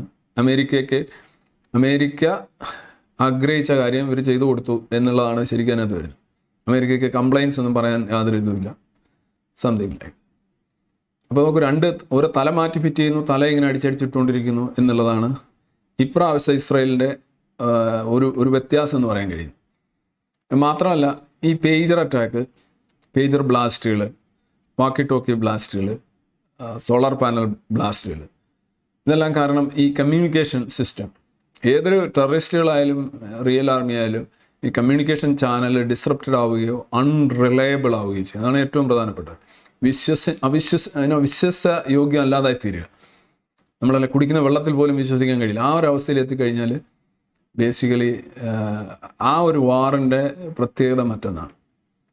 2006 വാറിൽ ഇപ്പോൾ ഇവർക്ക് ഹിസ്ബുള്ളയുടെ അവർക്ക് ഈ കപ്പലൊക്കെ തകർക്കാനായിട്ടുള്ള മിസൈലുകളൊക്കെ ഉണ്ട്. പക്ഷേ നോക്കൂ, ഈ ഹസൻ നസറുള്ള ഈ കഴിഞ്ഞ ഏറ്റവും അവസാനം റെഡ് ലൈൻസ് എല്ലാം ക്രോസ് ചെയ്തെന്ന് പ്രസംഗിക്കുന്ന ആ സമയത്ത് പോലും മുകളിൽ ഇസ്രയേലി വാർ പ്ലെയിൻ്റെ സോണിക് ബൂം കേൾക്കാമായിരുന്നു. അതിൻ്റെ അർത്ഥം ഈ ലെബനൻ്റെ എയർ സ്പേസ് ഇസ്രയേലിൻ്റെ കയ്യിലാണ്. ഇവർക്ക് കുറേ മിസൈലൊക്കെ ഉണ്ട്, വിമാനവേദ മിസൈലുകളൊക്കെ ഉണ്ടെങ്കിലും ഈ സംഹൗ എയർ സ്പേസ് മുഴുവൻ അൺചാലഞ്ച്ഡ് ആയിട്ട്, I mean air superiority of Israel is unchallenged. അത് കാര്യമായ, അതായത് ഇവർക്ക് ഈ F-16 F-35 ഒക്കെ കൊണ്ടുപോയി അവർക്ക് നിർബാധം ബോംബ് ചെയ്യാൻ കഴിയുമെന്നുള്ളതാണ്. ഇസ്രയേലിൽ തന്നെ കഴിഞ്ഞ 2006 അവർക്കൊരു ഇതുണ്ടായിരുന്നു, ആരാണ് കൂടുതൽ എങ്ങനെയായിരിക്കണം ആക്രമിക്കേണ്ടത്, എയർ സ്ട്രൈക്ക് ചെയ്ത് ലെവലാക്കുക, പിന്നെ കയറിയാൽ മതിയോ, ഗ്രൗണ്ട് ഫോഴ്സ്. പക്ഷേ ഗ്രൗണ്ട് ഫോഴ്സിൻ്റെ ഒരു കാര്യം എന്ന് പറഞ്ഞു കഴിഞ്ഞാൽ അങ്ങോട്ട് കയറുന്നിടം തന്നെ ബേസിക്കലി ഈ ടണലുകളും ഈ ഹൈഡ് ഔട്ടുകളും അങ്ങനെയൊക്കെയുള്ള വളരെ ഈ ഒരു കൺവെൻഷണൽ വാർഫെയർ അല്ല. ഇസ്രയേലിനെ സംബന്ധിച്ച് 2006 പലരും വിലയിരുത്തുന്നുണ്ട്. അവർ കുറച്ച് സുപ്പീരിയോറിറ്റി കോംപ്ലക്സ്, ഈ അറബ് ആർമി എല്ലാം വളരെ സാവേജാണ്, സുഖമായിട്ട് അടിച്ചു കയറാം എന്നുള്ള രീതിയിലൊരു കോംപ്ലക്സൻസിയും സുപ്പീരിയോറിറ്റി കോംപ്ലക്സും കാരണമാണ് അവർക്ക് പെട്ടെന്നൊരു മുന്നേറ്റം അവർ ഉദ്ദേശിച്ച രീതിയിൽ നടത്താൻ കഴിയാതെ. അവരൊരു സെറ്റ് ഒബ്ജക്റ്റീവ് എന്ന് പറഞ്ഞു കഴിഞ്ഞാൽ ഈ 2 കിഡ്നാപ്പ് ചെയ്തുകൊണ്ട് പോയവരെ തിരിച്ചു കൊണ്ടുവരിക എന്നുള്ളതാണ്. അവർക്ക് സാധിച്ചില്ല. ഗാസയിലും അങ്ങനെയാണ്, കിഡ്നാപ്പ് ചെയ്ത് കൊണ്ടുപോയി ഒളിസ്ഥലത്ത് വെച്ചിരിക്കുന്നവരെ തിരിച്ചെടുക്കുക എന്ന് പറഞ്ഞത് ലോകത്ത് ഏതെങ്കിലും ഒരു സൈന്യത്തിന് എളുപ്പമാണെന്ന് എനിക്ക് തോന്നുന്നില്ല. അതിപ്പോൾ റഷ്യൻ സൈന്യം ആയിക്കോട്ടെ, അമേരിക്കൻ സൈന്യം ആയിക്കോട്ടെ, ഇറ്റ്സ് വെരി ഡിഫിക്കൽട്ട്. പ്രത്യേകിച്ച് സ്വന്തം ജീവന് വില കൽപ്പിക്കാത്ത ടെററിസ്റ്റുകളാണെങ്കിൽ പിന്നെ പറയാൻ വേണ്ട. അല്ലാത്തവരുടെ പല രീതിയിൽ നമുക്ക് വിലപേശാനും ഒക്കെ സാധിക്കും. അപ്പം ഇതാണ് ഇപ്പം ഈ യുദ്ധത്തിന് തൊട്ട് മുന്നിലുള്ള അവസ്ഥ. ഫുൾ സ്കെയിൽ വാറാവോ എന്നുള്ളതാണ് ചോദ്യം. ഇപ്പം നടക്കുന്നത് എന്താണ് എന്നുള്ളതാണ് ചോദ്യം. സെയിം ആണ്. ആരും ഇസ്രായേൽ ഇപ്പോൾ extended air strike bombing extended എന്നാണ്, എന്നാലും ഫുൾ സ്കെയിൽ വാർ ആയിട്ടില്ല. ഫുൾ സ്കെയിൽ വാർ എന്ന് പറയുമ്പോൾ കുറേ കൂടെ ഈ ബെയ്റൂട്ടിലുള്ള ആളുകൾ, ഈ പറയുന്ന ഗാസയിലുള്ള ആളുകൾ കണക്ക് ഈ പറയുന്ന പായും തലേണയും കിടക്കയൊക്കെ എടുത്തുകൊണ്ട് ഇങ്ങനെ പോകുന്ന ഒരു അഭയാർത്ഥി പ്രവാഹങ്ങളും, രാജ്യം വിടാന്ന് വെച്ചാൽ സിറിയയിലോട്ടാണ് പോണത്. സിറിയ കുറേ കൂടെ മോശം അവസ്ഥയിലാണ്. ഗാസയിൽ ഉണ്ടായതിൻ്റെ പല ചിത്രങ്ങളും റിപ്പീറ്റ് ചെയ്യും. പിന്നെ ഇതിനകത്തൊരു വ്യത്യാസം ഉണ്ടാവാൻ സാധ്യതയുള്ളത്, ഇസ്രയേലിൽ പലയിടത്തും റോക്കറ്റുകൾ വീഴും. കാരണം ഈ അയൺ ഡോം ഫെസിലിറ്റിയെ ഓവർവെൽമിൻ ചെയ്യുന്ന രീതിയിൽ ഹിസ്ബുള്ളയുടെ കയ്യിൽ ശേഷി ഉണ്ടോ എന്നുള്ളത് വ്യക്തമല്ല. കാരണം എന്ന് വെച്ച് കഴിഞ്ഞാൽ ഈ കഴിഞ്ഞ 2 ആഴ്ചയ്ക്ക് മുന്നേ ഏതാണ്ട് ഒരു 8000 റോക്കറ്റുകൾ ഒരുമിച്ച് ഫയർ ചെയ്യാനായിരുന്ന സമയത്താണ് അതിരാവിലെ ഈ ജെറ്റ് വിമാനങ്ങൾ വെച്ച് ഇവർ ലോഞ്ചേഴ്സിനെല്ലാം തകർക്കുന്നത്. ഈ ലോഞ്ചേഴ്സിനെ തകർക്കുന്നതിൻ്റെ ഒരു പ്രശ്നമുണ്ട്. ഒരു ലോഞ്ചർ അതിൻ്റെ ഏരിയ മുഴുവൻ തകർത്ത് കഴിഞ്ഞാലും ഈ മൊബൈലായിട്ടുള്ള ലോഞ്ചേഴ്സ് ആണെങ്കിൽ, അതായത് ഈ ട്രക്ക് ഇത് കണക്കുള്ള വാഹനങ്ങളെ കൊണ്ടുവന്ന് നോക്കുന്ന സാധനമാണെങ്കിൽ ആ സ്ഥാനത്തോ അല്ല അതിനടുത്ത സ്ഥാനത്തോ പുറത്തുനിന്ന് വീണ്ടും കൊണ്ടുവെക്കാൻ പറ്റും. അപ്പോൾ നിങ്ങൾ തകർത്തു എന്ന് പറഞ്ഞ സ്ഥാനത്ത് നിന്ന് തന്നെ വീണ്ടും വരാൻ കഴിയും. അത് IDF പല ഓഫീസേഴ്സ് ഇത് പറയുന്നുണ്ട്. നമ്മളെ തകർത്തു എന്ന് പറഞ്ഞ സ്ഥലത്ത് നിന്ന് തന്നെ വീണ്ടും റോക്കറ്റ് വരുന്നു. അപ്പം അതിൻ്റെ കാരണം ചില ഇതാണല്ലോ, ഇപ്പോൾ വണ്ടിക്കകത്ത് തന്നെ വെച്ച് ഒരു ട്രക്ക് പോലെ ലോറി പോലെയുള്ള സാധനം നിങ്ങൾ കണ്ടിട്ടുണ്ട്, അതിനകത്ത് നിന്ന് തന്നെ വിടാൻ പറ്റും. അപ്പം അതൊന്ന് തകർന്നു കഴിഞ്ഞാൽ അവിടുന്ന് വേറെ എടുത്ത് കൊണ്ടുവന്നിട്ട് ഇതേ കണക്ക് വീണ്ടും ചെയ്യാൻ പറ്റും. പിന്നെ എക്സോസ്റ്റ് ചെയ്യുക എന്നുള്ളതാണ് മറ്റൊന്ന്. ഇവിടെ അവർ ചെയ്യാൻ ശ്രമിക്കുന്നത് എക്സോസ്റ്റ് ചെയ്യുക എന്ന് വെച്ച് കഴിഞ്ഞാൽ ഈ നമ്പറിൽ കൂടുതൽ ഇങ്ങോട്ട് റോക്കറ്റ് വിടുമ്പോൾ കുറേ എണ്ണം അവിടെ ഇവിടെയൊക്കെ വീഴും, അങ്ങനെ അപകടം പറ്റും, അങ്ങനെയൊക്കെയുള്ളതാണ്. തിരിച്ച് ഇവരുടെ കയ്യിലുള്ള ഒരു സ്റ്റോക്ക് പൈൽ തീരുന്നത് വരെ ഇവരുടെ റോക്കറ്റ് ലോഞ്ചിങ് ഫെസിലിറ്റി അറ്റാക്ക് ചെയ്തുകൊണ്ടിരിക്കുക എന്നുള്ളതാണ്. അപ്പം അതൊരു നീണ്ട യുദ്ധത്തിലേക്കാണ് പോവുക. ഇപ്പോൾ ഒരു വർഷമേ ഗാസയിൽ എടുത്തുള്ളതെങ്കിൽ ഒരുപക്ഷെ ഹിസ്ബുള്ളയെ പരാജയം ചിലപ്പം ഗാസയിൽ ഹമാസ് പരാജയപ്പെട്ടതിനേക്കാൾ വേഗത്തിൽ ഹിസ്ബുള്ള ഒരുപക്ഷെ പരാജയപ്പെട്ടേക്കാം. പക്ഷെ പരാജയപ്പെട്ടാലും ഈ പറയുന്ന അതിനൊരു ഭയങ്കര ലെങ്തി ആയിട്ടുള്ള ഒരു ഫൈനൽ ഫേസ് ഉണ്ടാകും. കാരണം അത് ഒരിക്കലും പൂർണ്ണമായിട്ട് ഹിസ്ബുള്ളയെ പരാജയപ്പെടുത്താൻ സാധിക്കില്ല, ഹമാസിനെയും പരാജയപ്പെടുത്താൻ സാധിക്കും. ഇൻ ദ സെൻസ് ദാറ്റ് അവർ പറയുന്നത് തന്നെ ഇതൊരു ഐഡിയ ആണ്, ഇതാണ്. അപ്പം മാത്രമല്ല ഈ ലെബനിലെ ഈ പല പല സെക്ഷനുകളിലെ ഗവൺമെൻറ്റിലെ സാമൂഹ്യ തലങ്ങളിലെല്ലാം തന്നെ ഭയങ്കര ആഴത്തിൽ വേരുള്ള ഒരു സംഘടനയാണ് ഹിസ്ബുള്ള. പിന്നെ പുറത്താണെങ്കിൽ ഇറാൻ ഉൾപ്പെടെയുള്ള സഹായങ്ങളുണ്ട്. പക്ഷേ ഇവരെയൊക്കെ പരാജയപ്പെടുത്തുക എന്നുകൊണ്ട് ഉദ്ദേശിക്കുന്നത് ഡീക്യാപിറ്റേറ്റ് ചെയ്യുക എന്നുള്ളത് മാത്രമാണ്. അതിനപ്പുറമുള്ള ഒരു രീതി സാധ്യമല്ല. ഇസ്രായേലിനെ സംബന്ധിച്ച് അവരെ 60,000-ഓളം അല്ലെ 70,000-ഓളം വരുന്ന ആളുകളെ തിരിച്ച് അവർ അതിർത്തിയിൽ കൊണ്ട് താമസിപ്പിക്കണം. ഈ പറയുന്ന 100 ബന്ദികളെ തിരിച്ചു കൊണ്ടുവരിക എന്ന് പറയുന്നത് പോലെ തന്നെ പ്രധാനമാണ്. ആ ജനങ്ങളും ഇതാണ്. ഇപ്പം ഇസ്രായേൽ യഥാർത്ഥത്തിൽ യുദ്ധം, ഇസ്രായേലിനെ സംബന്ധിച്ച് ലെബനനുമായിട്ടോ അല്ലെങ്കിൽ ഹിസ്ബുള്ളയായിട്ടോ ഒരു യുദ്ധം അവർ ആഗ്രഹിക്കുന്നില്ല. അവർ പറയുന്നത് ഈ പറയുന്ന ജനങ്ങളെ അവിടെ തിരിച്ചു കൊണ്ടുവെക്കണം. അപ്പുറത്ത് ഗാസയിൽ നിന്നും പറയുന്നത് ആ ജനങ്ങളെ നിങ്ങൾ വിട്ടുതരണം, ബന്ദികളെ വിട്ടുതരണം. ഈ 2 കാര്യമാണ് ഇസ്രായേൽ ഉന്നയിക്കുന്നത്. അപ്പോൾ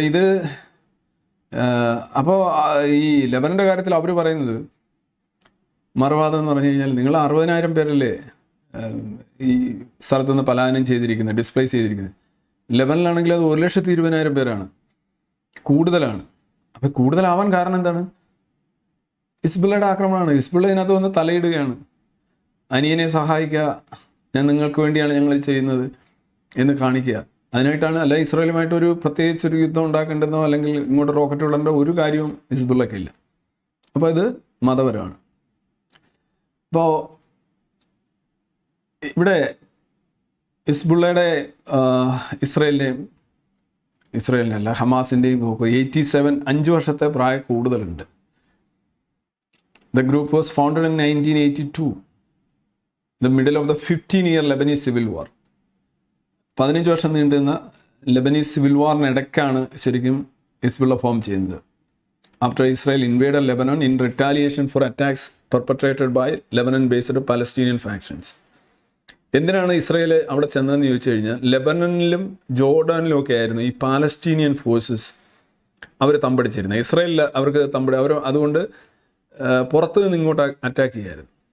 അപ്പം ലെബനിൽ നിന്ന് അവർ ക്യാമ്പ് ചെയ്തിട്ട് ഇസ്രായേലിലേക്ക് ആക്രമണങ്ങൾ നടത്തുകയും ഇസ്രായേലിനെതിരെ പ്രശ്നങ്ങൾ ഉണ്ടാക്കുകയും ചെയ്തപ്പോൾ അവരെ പിടിക്കാനായിട്ടാണ് ഇസ്രായേൽ അവിടെ ചെല്ലുന്നത്. അവിടെയും ആളുകൾ പൊതുവിൽ എന്താ പറയുക, ഇസ്രായേൽ ഇൻവേഡ് ചെയ്തു എന്ന് പറയുന്നത് ഇതേപോലെയാണ്. ഹമാസ് അവിടെ നിന്നിട്ട് റോക്കറ്റുകൾ വിടുന്നു, അവിടെ നിന്നിട്ട് ആളിനെ പിടിച്ചുകൊണ്ട് പോകുന്നു. ഹിസ്ബുള്ള അവിടെ നിന്നിങ്ങോട്ട് റോക്കറ്റ് വിടുന്നു, അവിടെ നിന്ന് അതിർത്തി കടന്നു നിന്നിട്ട് ആളിനെ പിടിച്ചുകൊണ്ട് പോകുന്നു. ഇതൊക്കെ തന്നെയാണ് പാലസ്തീനിയൻ ഗ്രൂപ്പുകളും ചെയ്തിരുന്നത്. ഇതെല്ലാം ഒരൊറ്റ സിലബസ്, ഒരേ രീതിയിലാണ് കാര്യങ്ങൾ നടക്കുന്നത്. ഇതിൻ്റെ ഓപ്പറേഷനിലൊക്കെ ചെറിയ ചെറിയ വ്യത്യാസം ഉണ്ടെന്നേ ഉള്ളൂ. പാലസ്തീൻ ലിബറേഷൻ ഓർഗനൈസേഷൻ ഒരു പക്ക ടെററിസ്റ്റ് സംഘടനയാണ്. ഈ യാസർ അറാഫത്തിൻ്റെ സംഘടന ഒരു പക്ക ടെററിസ്റ്റ് എല്ലാ രീതിയിലും. വിമാന റാഞ്ചൽ ഉൾപ്പെടെയുള്ള, പണ്ടത്തൊക്കെ വിമാന റാഞ്ചലൊക്കെ വലിയ വിജയമായിരുന്നു. പിന്നെ വിമാനത്താവളങ്ങളിലൊക്കെയുള്ള പരിശോധനയും സേഫ്റ്റി ഫീച്ചേഴ്സൊക്കെ വന്നതിന് ശേഷം അത് അത്ര എളുപ്പമല്ലാതായി. അപ്പം അതുകൊണ്ടാണ് ശരിക്കും ഈ സിവിൽ വാർ സമയത്ത് ഈ ഇസ്രായേൽ അങ്ങോട്ട് കയറി ചെല്ലുന്നതിന് കാരണം വെച്ചാൽ അവിടെ നിന്ന് ഇങ്ങോട്ടുള്ള ശല്യം കാരണമാണ്. പിടിക്കാനാണ് ഇസ്രായേൽ ചെല്ലുന്നത്. അപ്പോൾ അതിനുശേഷമാണ് 2000 ഇസ്രായേൽ അവിടുന്ന് പൂർണ്ണമായിട്ട് വിട്ടുപോകുന്നത്. ഇപ്പോൾ 24 വർഷമായി. അന്ന് വിട്ടുപോയതിനെതിരെ ഇസ്രായേലിൽ ഭയങ്കരമായിട്ടുള്ള വാദം ഉണ്ടായിരുന്നു. അതിപ്പോൾ നെതന്യാഹു ഇപ്പോൾ ഒരു പ്രസംഗത്തിൽ പറയുണ്ടായിരുന്നു, അന്ന് വിട്ടുപോയിട്ട് ആളുകൾ എന്താന്ന് കാര്യമായിട്ട് പറഞ്ഞത്, നിങ്ങൾ ഇപ്പോൾ ഒന്ന് വിട്ടുപോകും, നാളെ നിങ്ങൾക്ക് വീണ്ടും കയറാമല്ലോ അല്ലേ. ഈ ഗാസയിൽ നിന്ന് ഇസ്രായേൽ സൈന്യം പിൻവാങ്ങുന്നതിനും പറയുന്ന അതേ ന്യായമാണ്. നിങ്ങൾ ഇപ്പോൾ എല്ലാം ഒന്ന് പോയിട്ട് ഇങ്ങോട്ട് ഇറങ്ങിയിട്ട് അടുത്ത റോക്കറ്റ് വരുമ്പോൾ വീണ്ടും കയറാമല്ലോ. അപ്പം നെതന്യാഹു പറയുന്നുണ്ട്, അന്ന് അങ്ങനെ 24 വർഷത്തിന് മുമ്പ് ഇതേ ന്യായം പറഞ്ഞുകൊണ്ട് നമ്മൾ അവിടെ നിന്ന് ഇറങ്ങിയാണ്. പിന്നെ ഇതുവരെ അങ്ങോട്ട് പോകാൻ കഴിഞ്ഞിട്ടില്ല. 2006 പോയിട്ട് പിന്നെ തിരിച്ചു വരേണ്ടത്. പിന്നെ ലെബനൻ ഒരു പരമാധികാര രാജ്യമാണ്. അങ്ങനെ ഒരു പ്രത്യേകതയുണ്ട്. ഗാസ പോലെയല്ല.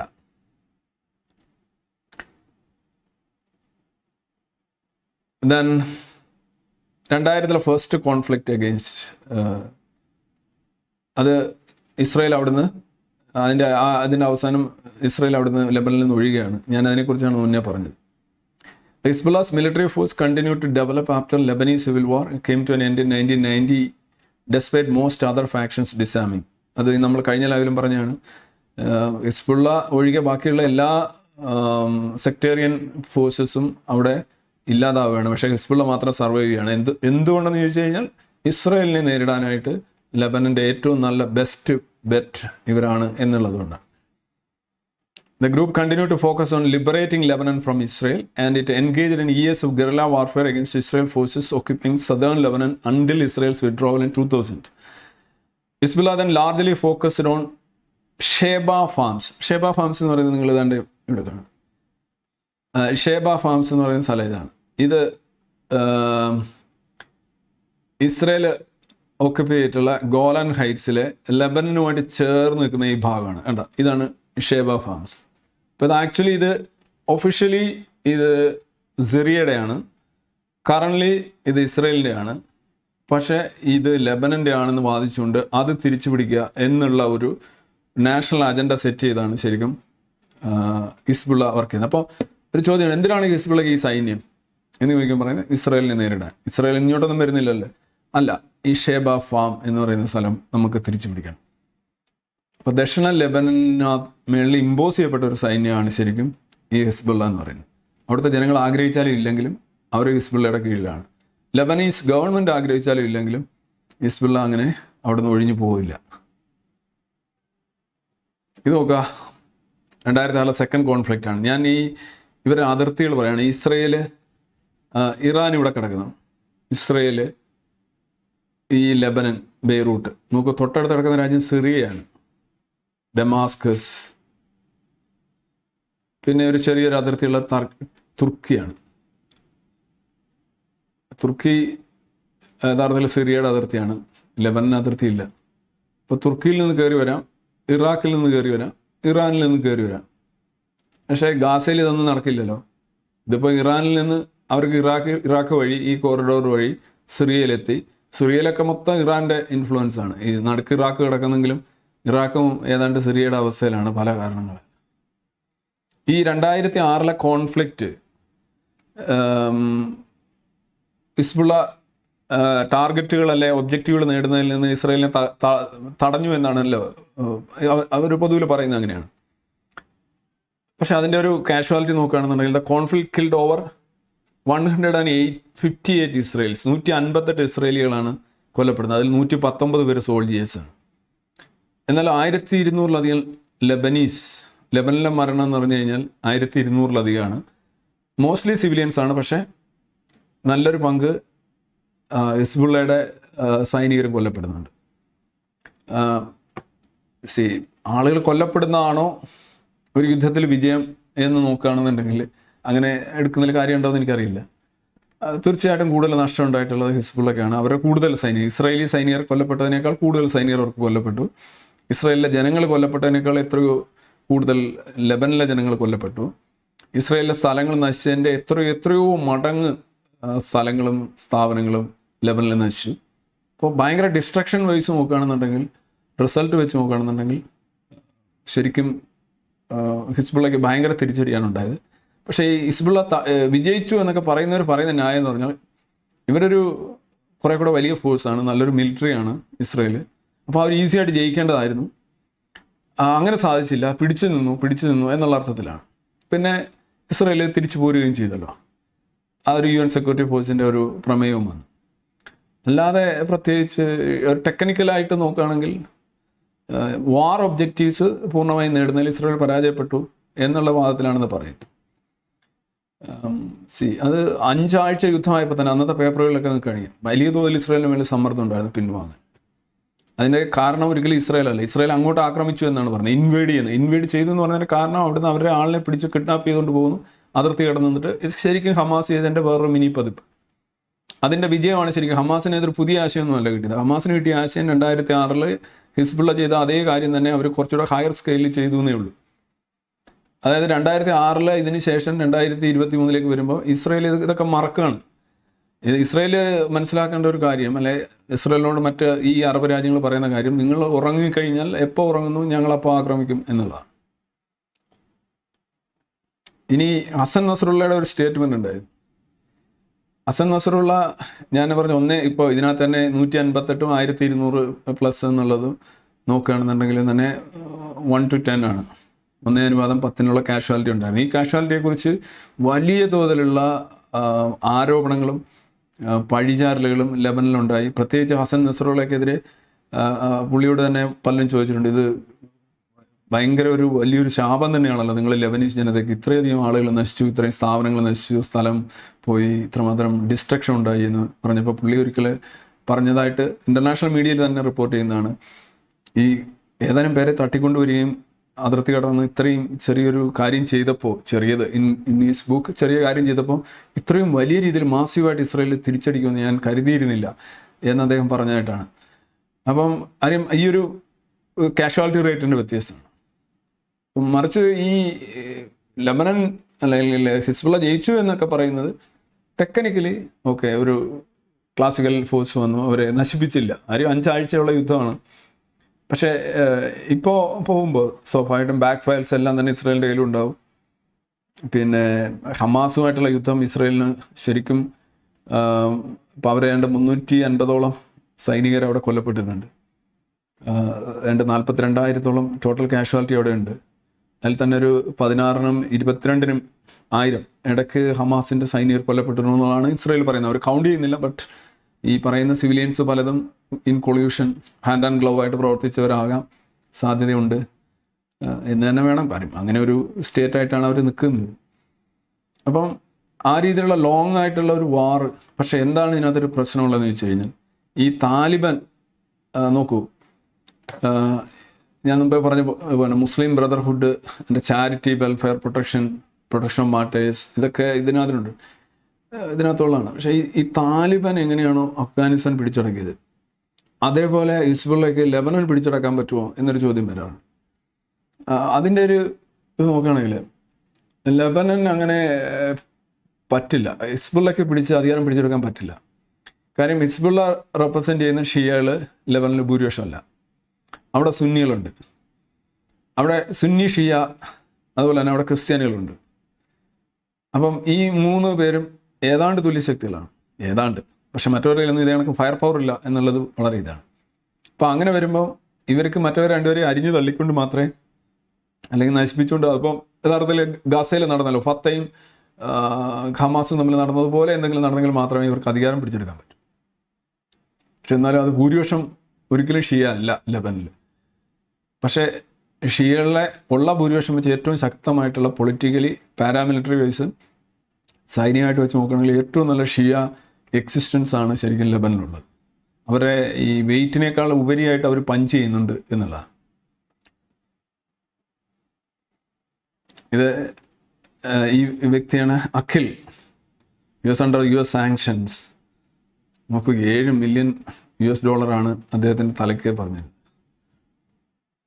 ഇസ്രായേലിന് എങ്ങനെ ചെയ്യാൻ കഴിയുന്നു? ഇതാണ് ശരിക്കും ഹിസ്ബുള്ളയുടെ ഇപ്പോഴത്തെ പ്രശ്നം. മാനസികമായിട്ട് അവർ ചകിതരാണ്. അവർക്ക് എന്ത് ചെയ്യണമെന്ന് അറിയില്ല. ബിക്കോസ് ഈ ബ്ലാസ്റ്റുകളും, പേജർ ബ്ലാസ്റ്റും, അതുപോലെ തന്നെ ഇത് മാത്രമല്ല, നോക്കൂ, ഏതെങ്കിലും ഒരു നേതാവിനെ കൊല്ലണമെന്നുണ്ടെങ്കിൽ അവർ നേരിട്ട് പോയാൽ കൊല്ലുകയാണ്. ജസ്റ്റ് ലൈക്ക് ഫവാദ് ശുക്റിൻ്റെ കാര്യത്തിലായാലും, അല്ലെങ്കിൽ ഈ പറയുന്ന അഖിലിൻ്റെ കാര്യത്തിലായാലും അവരുടെ നമ്പർ 1 നേതാവിനെ കൊല്ലുകയാണ്. അപ്പോൾ ഈ ഹസൻ നസ്രുള്ളയൊക്കെ എത്ര സേഫാണ് എന്ന് ആലോചിച്ചു. ഇപ്പോൾ ഹനിയെ കൊന്നതിന് ശേഷം ഇറാൻ്റെ കാര്യം നമ്മളിപ്പോഴും പറയാറുണ്ട്. ഇപ്പോൾ ഇറാൻ ഓൾമോസ്റ്റ് എല്ലാവരും കളിയാക്കുകയാണ് ഇറാന്. നിങ്ങൾ പ്രതികാരത്തിൻ്റെ കൊടിയൊക്കെ ഉയർത്തി ബഹളം ഉണ്ടാക്കി ഇപ്പം തരും എന്ന് പറഞ്ഞിട്ട് ഇപ്പോൾ എത്ര നാളായി അവർ സംസാരിക്കുന്നില്ല, ആരും സംസാരിക്കുന്നില്ല. അപ്പോൾ എന്തുകൊണ്ടാണ് ഇറാൻ അങ്ങനെ ചെയ്യേണ്ടി വന്നത്? ഇറാൻ യഥാർത്ഥത്തിൽ പെട്ടെന്ന് അവരുടെ റെട്ടറിക്കിൽ നിന്ന് പിന്മാറേണ്ടി വന്നത് എന്തുകൊണ്ടാണ് എന്നുള്ളത്, ഈ പേജർ ബ്ലാസ്റ്റും ഈ വാക്കി ടോക്കി ബ്ലാസ്റ്റും ഈ നേതാക്കൾ കൊല്ലപ്പെടുന്നതൊക്കെ, ഈവൻ ഹനിയയുടെ മരണം പോലും, അല്ലെങ്കിൽ കൊലപാതകം പോലും, ഞാൻ ഇന്ന് എനിക്കൊരു പത്രത്തിൽ, എനിക്കൊന്ന് മനോരമയിലാണ് തോന്നുന്നു, ഒരു ന്യൂസ് വന്നു.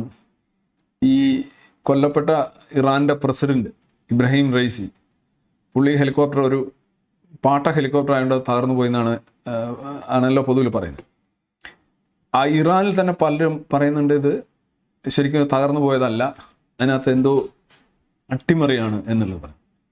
ഇന്ന് ഒരു പാർലമെൻറ്റ് അംഗമാണെന്ന് തോന്നുന്നു പുള്ളി പറഞ്ഞിരിക്കുന്നത്, ഈ ഇറാൻ്റെ പ്രസിഡന്റ് വന്ന ഹെലികോപ്റ്ററിനുള്ളിൽ പേജർ ഉണ്ടായിരുന്നു. അപ്പോൾ ആ പേജർ സമയമൊക്കെ ആയിട്ട് നോക്കുകയാണെന്നുണ്ടെങ്കിൽ ശരിയാണ്. ഇപ്പോൾ ഇറാനിലെ ബെയ്റൂട്ടിലെ അല്ലെങ്കിൽ ലെബനിലെ ഇറാനിയൻ അംബാസിഡറുടെ കയ്യിൽ പേജർ ഉണ്ടായിരുന്നു, പുള്ളിക്ക് പരിക്കേറ്റു. പുള്ളിക്ക് എന്താണ് സംഭവിച്ചത്, കൈ പോയോ കണ്ണു പോയോ ഒന്നും നമുക്കറിയില്ല, എന്തായാലും പരിക്കേറ്റു. അപ്പം ആ സ്ഥിതിക്ക് ഇറാൻ്റെ പ്രസിഡന്റിനും ഹിസ്ബുള്ളയുടെ ഒരു പേജർ ഉണ്ടാവുക സ്വാഭാവികമാണ്, അല്ല അതിനകത്ത് അത്ഭുതമൊന്നുമില്ല. അപ്പോൾ പുള്ളിയുടെ കയ്യിലൊരു പേജർ ഉണ്ടായിരുന്നെങ്കിൽ ഹെലികോപ്റ്ററിൽ ആ ഒരു നല്ല സ്ഫോടനം ഉണ്ടാവുകയും ആ സ്ഫോടനം മൊത്തത്തിൽ വ്യാപിക്കുകയും ചെയ്ത് അത് മാത്രം തകർന്നു വീഴാം. പക്ഷേ അതിനകത്തൊരു പ്രശ്നമുള്ളത്, ഈ ഹെലികോപ്റ്റർ അപകടമുണ്ടായ സ്ഥലത്ത് നിന്ന് ശേഖരിച്ചിട്ടുള്ള തെളിവുകളൊന്നും തന്നെ ഒരു സ്ഫോടനം വഴിയാണ് ഹെലികോപ്റ്റർ തകർന്നതെന്ന് ഇതുവരെ കൺഫേം ചെയ്തതായിട്ട് എനിക്കറിയില്ല.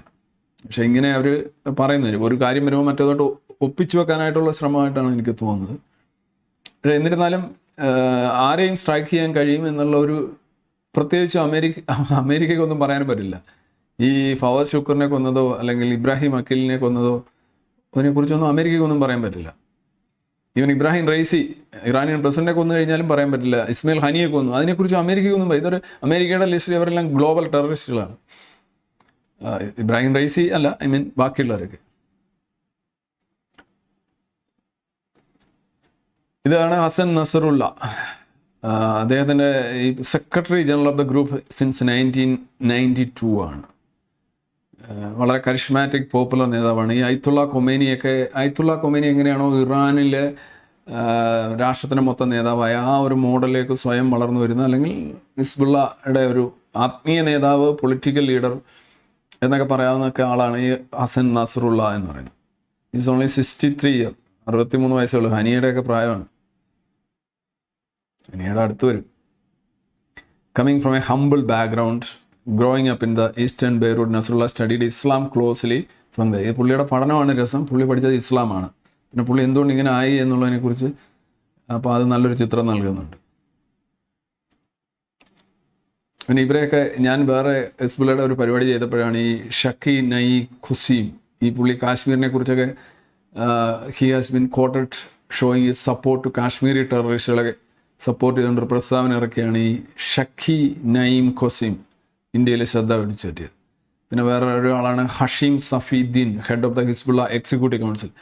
ഇവരൊക്കെ ശരിക്കും കുറച്ചുകൂടെ പൊളിറ്റിക്കലി ഓറിയൻറ്റഡ് ആണ്, ക്ലറിക്കലാണ് അവർ, പുരോഹിതരാണ് അവരൊക്കെ കൂടുതലും.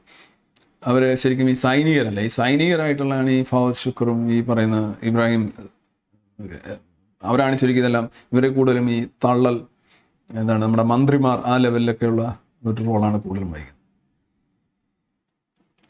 ആക്ച്വലി ഈ ഹിസ്ബുള്ള എന്ന് പറയുന്നത് ഹമാസിൻ്റെ ചേട്ടൻ എന്ന് മാത്രമല്ല പറയേണ്ടത്, അതൊരു സ്റ്റേറ്റ് വിതിൻ ദ സ്റ്റേറ്റ് എന്നുള്ള വിളിപ്പേരിന് 100% അർഹമായിട്ടുള്ള ഒരു സംഘടനയാണ് ഹിസ്ബുള്ള. ലെബനൻ എന്ന് പറയുന്ന ഒരു സ്റ്റേറ്റ് ഉണ്ട്, അതിനുള്ളിലുള്ള സ്റ്റേറ്റാണ്. ഈ രണ്ടും സെപ്പറേറ്റ് ആണ്, ഇൻ ദ സെൻസ് ദാറ്റ് ഹിസ്ബുള്ളയെ യുദ്ധത്തിൽ നിന്ന് പിന്തിരിപ്പിക്കാൻ ലെബനൻ സർക്കാരിന് കഴിയുമെന്ന് എനിക്ക് തോന്നുന്നില്ല. അങ്ങനെ കഴിയണമെങ്കിൽ ഹിസ്ബുള്ളയ്ക്ക് അതിനു വേണ്ടിയുള്ള ഡിഫീറ്റ് ഉണ്ടാവണം. അതാണ് ഇസ്രായേൽ നോക്കുന്നത്. ഹിസ്ബുള്ളയ്ക്ക് വലിയ തോതിൽ തിരിച്ചടി ഉണ്ടാവുകയും ലെബനൻ ഇസ്രായേൽ അതിർത്തിയിൽ വലിയ തോതിലുള്ള നാശനഷ്ടം ഉണ്ടാവുകയും ജനങ്ങൾക്ക് പലായനം ചെയ്യേണ്ടി വരികയൊക്കെ ചെയ്യുകയാണെന്നുണ്ടെങ്കിൽ ഹിസ്ബുള്ളയുടെ മേളിൽ മറ്റ് എന്താണ് ഇസ്രായേലിൽ ഇപ്പോൾ സംഭവിക്കുന്നത്? ഇസ്രായേലിൽ ഇപ്പോൾ ഹോസ്റ്റേഴ്സിനെ തിരിച്ചു കൊണ്ടുവരാത്തതിൻ്റെ പേരിൽ ലക്ഷങ്ങളുടെ പ്രകടനം നടക്കുന്നു. അവിടെ ലെബനൻ അതിർത്തിയിൽ നിന്ന് അബ്രൂട്ട് ചെയ്യപ്പെട്ടിട്ടുള്ള ആളുകൾ 60,000-ൽ അധികം ആളുകളുണ്ട്. അവരെ തിരിച്ച് അവിടെ കൊണ്ടുപോകാൻ കഴിയാത്തതിൽ ആ പ്രകടനങ്ങൾ വരാനിരിക്കുന്നേ ഉള്ളൂ. അപ്പോൾ ഇത് തന്നെ ഈ രാജ്യം തന്നെ ഗവൺമെൻറ്റുകൾക്കെതിരെ തിരിയുന്നൊരവസ്ഥ. പക്ഷേ അത് ലെബനിൽ എത്ര പേര് പോകുമെന്ന് എനിക്കറിയില്ല, കാര്യം ഫ്രാഗ്മെൻറ്റഡ് ആണ്. ഹിസ്ബുള്ളക്കെതിരെ തിരിയുമ്പോൾ അവിടുത്തെ ഷിയാസ് ഞങ്ങളുടെ രാജ്യത്തിന് വേണ്ടി പോരടിക്കുന്നു, നിങ്ങളാരും കൂടെ കൂടുന്നില്ല എന്ന് പറഞ്ഞൊരു വാദം ഉന്നയിക്കും. അങ്ങനെ ഉന്നയിച്ചിട്ടുണ്ട്. അപ്പോൾ എല്ലാവരും ഇതിനകത്ത് വണ്ടിക്കകത്ത് കയറാനായിട്ടുള്ള ഒരു ബാധ്യത വരും. കാര്യം പാർലമെൻറ്റിൽ ചെന്ന് കഴിഞ്ഞാലും 15 സീറ്റ് അവർക്കുണ്ട്. 13 എന്നൊക്കെയാണ് പറയുന്നെങ്കിലും അതിനകത്ത് 15 എന്നാണ് കിടക്കുന്നത് ഔദ്യോഗികമായിട്ട്. അപ്പം അവിടുത്തെ റൂളിംഗ് കോalition എന്നൊക്കെ പറയുന്ന ഒരു വല്ലാത്ത ഒരു അവിയൽ അവസ്ഥയിൽ ഇങ്ങനെ പോവുകയാണ്.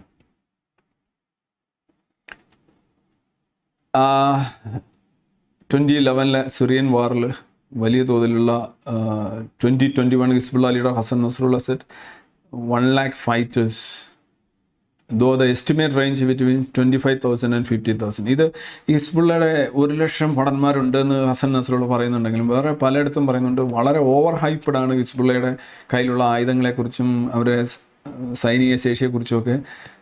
അവർക്ക് അത്രയൊന്നും ഇല്ലാന്ന്, മെമ്മറി പോലെയൊക്കെയുള്ള പല ഇതിലും സൈറ്റുകളിൽ നിങ്ങൾ ശ്രദ്ധിച്ചു കഴിഞ്ഞാൽ അറിയാം. ഭയങ്കര ഈ ഓവർ ഹൈപ്ഡ് ആണ് ഹിസ്ബുള്ള. ഇങ്ങനെ ഒരു ഹമാസ് പോലെ തന്നെ, ഹമാസിനെ കുറിച്ച് എന്തൊക്കെയാണ് പറഞ്ഞിരുന്നത്, ഹമാസിന് ആ ഒരു അവരുടെ ഹൈപ്പിനനുസരിച്ചുള്ള ഒരു പോരാട്ടം കാഴ്ചവെക്കാൻ ഹമാസിന് കഴിഞ്ഞിട്ടില്ല എന്നുള്ളതാണ് വാസ്തവം. അപ്പം ഹിസ്ബുള്ളയും ഇങ്ങനെ കുറേ ഇസ്രായേലിനെ സ്റ്റോപ്പ് ചെയ്തു, അപ്പോൾ ഇസ്രായേലിന് ഒരിക്കലും ജയിക്കാൻ കഴിയില്ല എന്നൊക്കെയുള്ള രീതിയിലുള്ള ഒരു ഹൈപ്പുണ്ട്. അത് ഈ 1,00,000 ഉണ്ടോ എന്നുള്ള കാര്യം, ഇവരെല്ലാം പാർട്ട് ടൈമായിട്ട് യുദ്ധം ചെയ്യുന്നവരുണ്ട്, അല്ലാതെയും ചെയ്യുന്നവരുണ്ട്. അങ്ങനെ ഇവരുടെ ടണലുകളാണ്. ഇവരുടെ ടണലുകൾ ബേസിക്കലി ഉത്തര കൊറിയയാണ് ഇവരെ ടണൽ ഉണ്ടാക്കാൻ പഠിപ്പിച്ചതെന്നാണ് ഇത് സംബന്ധിച്ചുള്ള റിപ്പോർട്ടുകളെല്ലാം പറയുന്നത്. അപ്പോൾ ഈ ടണലുകളെല്ലാം ഇപ്പോൾ അവർ ആദ്യം ഉത്തര കൊറിയ വന്ന് പഠിപ്പിക്കുന്നു. അവരിൽ നിന്ന് പഠിച്ചതിന് ശേഷം അവർ സ്വന്തമായിട്ട് കണ്ടമാന ടണലുകൾ ഉണ്ടാകും. അതുപോലെ തന്നെ അവരുടെ മിസൈലുകളുണ്ട്, പ്രിസിഷൻ മിസൈൽസ് ലൈക്ക്, അതുപോലെ തന്നെ ഡ്രോൺസ് അവരുടെ പുതിയ അഡീഷൻസ് ആണ്. ഈ ഡ്രോൺസ് വെച്ചാണ് അവർ ഹൈഫ, അതേപോലെ തന്നെ ടെൽ അവീവിൻ്റെയൊക്കെ പല പോർട്ട് സിറ്റിയുടെയൊക്കെ ഗ്രൗണ്ട് ടെറിട്ടോറിയലായിട്ടുള്ള പടങ്ങൾ എടുത്തതിന് ശേഷം അവർ ഇസ്രായേലിനെ ഞെട്ടിക്കാനൊരു ശ്രമം നടത്തിയിരുന്നു. അത് ഒരു 3-4 മാസമായി. കാര്യം തങ്ങൾക്ക് സ്നീക്ക് ത്രൂ ചെയ്യാൻ കഴിയുമെന്ന്. ഇപ്പോൾ ഇസ്രായേലിനെ സംബന്ധിച്ചിടത്തോളം ഇത്രയും അടുത്ത് കിടക്കുന്ന ഒരു സേന ഇത്രയും സംഗതികൾ, കുറേ റോക്കറ്റ് കുറേ വാരി വിടുക, കുറേ ഡ്രോൺസ്, ഏതെങ്കിലും ഒരെണ്ണം എവിടെയെങ്കിലുമൊക്കെ വന്നു കഴിഞ്ഞാൽ തന്നെ, ഇപ്പം തന്നെ ഇസ്രായേലും ലെബനനുമായിട്ടുള്ള യുദ്ധം ഇങ്ങനെ അടുത്ത് വരുന്നു, അല്ല ഫുൾ സ്കെയിൽ വാർ ആകുമെന്ന് പറയുന്നതുകൊണ്ട് തന്നെ ഈ ലെബനൻ അതിർത്തിയിലുള്ള സ്കൂളുകളെല്ലാം തന്നെ ഇസ്രായേൽ കുട്ടികൾക്കെല്ലാം അവധി, വിദ്യാഭ്യാസ സ്ഥാപനങ്ങൾക്ക് അവധി പ്രഖ്യാപിച്ചിരിക്കുകയാണ്. കാരണം അവിടെ ഒരു മിസൈൽ എവിടെയെങ്കിലും വന്ന് വീണാൽ മതി, അല്ലെ ഒരു റോക്കറ്റ് വന്ന് വീണാൽ മതി, അത് ഇസ്രായേലിനെ സംബന്ധിച്ചിടത്തോളം അതൊരു ഒരു വിഷയമായിട്ടാണ് അവരെടുക്കുന്നത്. അവിടുത്തെ ജനങ്ങൾ കൂടുതൽ ആവശ്യപ്പെടുന്നു, സർക്കാരിൽ നിന്ന് ആവശ്യപ്പെടുന്നു, കൂടുതൽ സുരക്ഷ ആവശ്യപ്പെടുന്നു. ലെബനിൽ അങ്ങനെയില്ല. അവിടുത്തെ ജനങ്ങൾ കുറച്ചുകൂടെ ഹതഭാഗ്യരാണെന്ന് പറയാം. അവർക്ക് ഇത്തരം ഇവരുടെ കയ്യിലൊക്കെ പോൺസ് ആണ് അവർ. ഇന്നത്തേതാണ് ഇന്നലത്തെ 22 September Hezbollah fires 100 rockets at Israel. ഇതിൽ നിങ്ങളെയാണ് കിരിയാത്ത് ബായ്ക്ക് എന്ന് പറയുന്ന ഒരു സ്ഥലം, ഈ ഇപ്പുറത്ത് കാണുന്ന ഈ സ്ഥലം, ഇവിടെയാണ് 2 കാറിൻ്റെ മുകളിൽ നിർത്തിയിട്ടിരുന്ന 2 കാറിൻ്റെ മുകളിൽ 2 റോക്കറ്റ് വന്ന് വീഴുന്നതും അത് അതിൻ്റെ ഭാഗികമായിട്ടും പൂർണ്ണമായിട്ടും നശിക്കുന്നതായിട്ടാണ് നമ്മൾ കാണുന്നത്, കത്തുന്നു. അപ്പോൾ ഈ അടുത്ത് കിടക്കുന്ന ഈ സ്ഥലത്താണ്. അതേപോലെ തന്നെ അപ്പുറത്ത് ലിറ്റാനി റിവറിന് ഈ നീല, അതിൻ്റെ ഇപ്പുറത്തുള്ള ലെബനൻ പ്രദേശം, ഈ 2 പ്രദേശങ്ങളും അവിടെയുള്ള ജനങ്ങളാണ് ശരിക്കും അനുഭവിക്കുന്നത്. പിന്നെ കൂടുതൽ റേഞ്ചുള്ള റോക്കറ്റുകൾ ഇങ്ങോട്ട് വിടുകയാണെന്നുണ്ടെങ്കിൽ IDFന് അല്ലെന്നുണ്ടെങ്കിൽ അയൺ ഡോമിലും ഒക്കെ കൂടുതൽ സമയം കിട്ടും ഇൻ്റർസെപ്റ്റ് ചെയ്യാൻ. ഇപ്പോൾ ഉദാഹരണം ടെൽ അവീവിലേക്കോ അല്ലെങ്കിൽ താഴോട്ടോ ഒക്കെ നെഗേവിലേക്കോ ഒക്കെ ഒരു സംഗതി, ഒരു റോക്കറ്റ് വിടുകയാണെന്നുണ്ടെങ്കിൽ അത് ഈ ലോങ് റേഞ്ച് മിസൈലുകൾ ഇൻ്റർസെപ്റ്റ് ചെയ്യാനുള്ള സാധ്യത കൂടുതലാണ്. അപ്പോൾ അതുകൊണ്ട് ഇവർ ഒരേ റേഞ്ചുള്ള മിസൈലുകളാണ്, എണ്ണത്തിലും കൂടുതലാണ്, അതാണ് കൂടുതൽ ഇങ്ങനെ വിട്ടുകൊണ്ടിരിക്കുന്നത്. അത് അയൺ ഡോം ഓവർവെൽം ചെയ്യാന്നുണ്ടെങ്കിൽ കാഷ്വാലിറ്റീസ് ഉണ്ടാവും ഇസ്രായേലിൽ.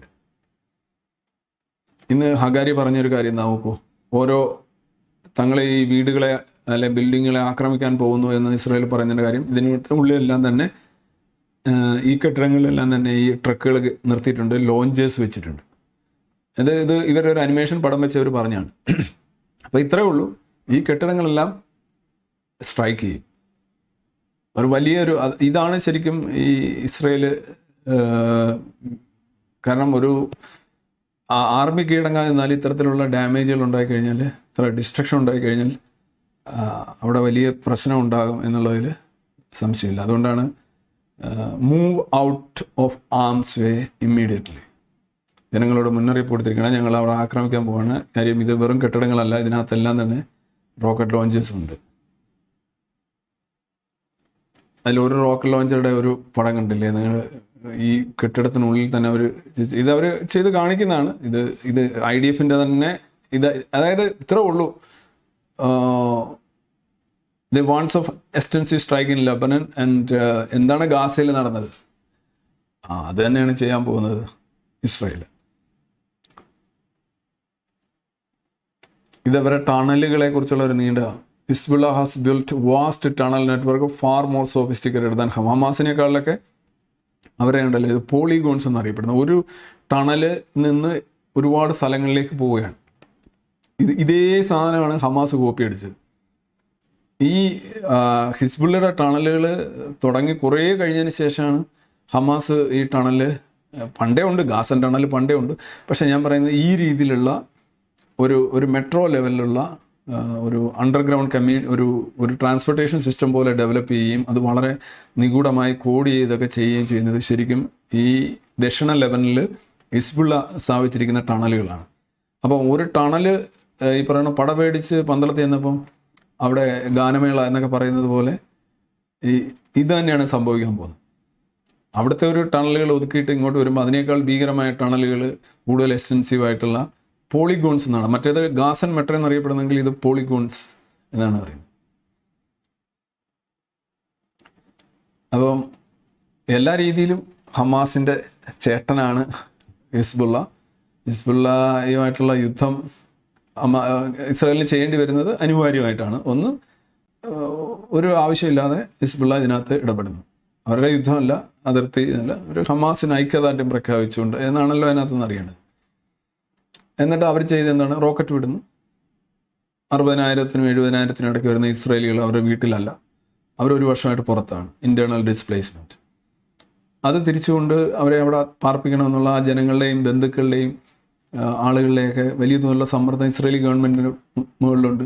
ഈ ഹോസ്റ്റേജസിനെ 100 പേരെ കൊണ്ടുവരണമെന്ന് പറയുന്ന അതിന് കുറച്ച് വൈകാരികത കൂടുതലാണെങ്കിലും കാര്യം ഇതവർ ജീവിക്കുന്നുണ്ടല്ലോ. പക്ഷേ ഈ ഒരു ആവശ്യം ഭയങ്കര ഇതാണല്ലോ. നിങ്ങളുടെ വീട്ടിൽ നിന്ന് ഒരു വർഷം നിങ്ങൾ മാറി അല്ലെ വേറെ എവിടെയെങ്കിലും വീടുകളിലൊക്കെ പോയി നിൽക്കുകയോ ഹോട്ടലിൽ നിൽക്കുകയൊക്കെ ചെയ്താൽ നിങ്ങൾക്കും ഉണ്ടാകുന്ന പ്രശ്നമാണ് ശരിക്കും ഈ 60,000-70,000 പേരെ തിരിച്ചു കൊണ്ടുവെക്കുക എന്നുള്ളതാണ് ഇസ്രായേലിൻ്റെ നമ്പർ 1 ഒബ്ജക്റ്റീവ്. അതുകൊണ്ടാണ് അതുകൊണ്ടാണ് അവർ പ്രൊവോക്കേഷൻസ് ഒരുപാട് ഉണ്ടാകുന്നത്. ഇപ്പോൾ കഴിഞ്ഞ ഒരു വർഷമായിട്ട് അല്ലെങ്കിൽ 11 മാസമായിട്ട് നടക്കുന്ന ഈ ഇസ്രായേൽ ഹിസ്ബുള്ള ഏറ്റുമുട്ടൽ അതിവിടെ നടക്കുന്നുണ്ടല്ലോ. അതിൽ ഇപ്പോൾ തന്നെ വലിയ കാഷ്വാലിറ്റീസ് നടന്നിട്ടുണ്ട്. 2,000-2,500 ആളുകൾ കൊല്ലപ്പെട്ടിട്ടുണ്ട്. അത് ഭൂരിപക്ഷം ലെബനൻ ജനതയാണ്.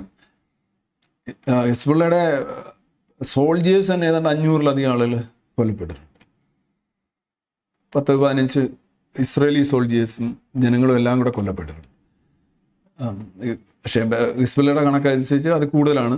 പക്ഷേ ഇസ്രായേൽ പറയുന്ന കണക്ക് ഇതാണ്. ഇസ്രായേലിലെ ഒരു സൈനികൻ കൊല്ലപ്പെട്ടാലും അവരപ്പോഴേ അതിൻ്റെ വാർത്ത കൊടുക്കാറുണ്ട്. അപ്പം ഈ ആക്ച്വലി ഗാസയിൽ നിന്ന് ഇത് മാറുകയാണ്. 2 രീതിയിൽ ഇസ്രായേലിനത് ഇതാണ്. ഒന്ന്, ഹിസ്ബുള്ളയാണ് ശരിക്കും അവരെ ഒരു ടാർഗറ്റ് എന്ന് പറയുന്നത്. കാര്യം ഹിസ്ബുള്ള ഇത്രയും വലിയൊരു ഫോഴ്സ് ഇവിടെ വന്ന് ഒരു കാര്യമില്ലാതെ ഇസ്രായേലിലേക്ക് റോക്കറ്റുകൾ വിടുന്നു. ഇറാൻ്റെ സപ്പോർട്ടുണ്ട്, അതിർത്തിയുണ്ട്, ഐസൊലേറ്റഡ് അല്ല. ഗാസ അങ്ങനെയല്ല. ഗാസ ഇസ്രായേൽ വിചാരിച്ചു കഴിഞ്ഞാൽ ഇസ്രായേലിന് ഡീൽ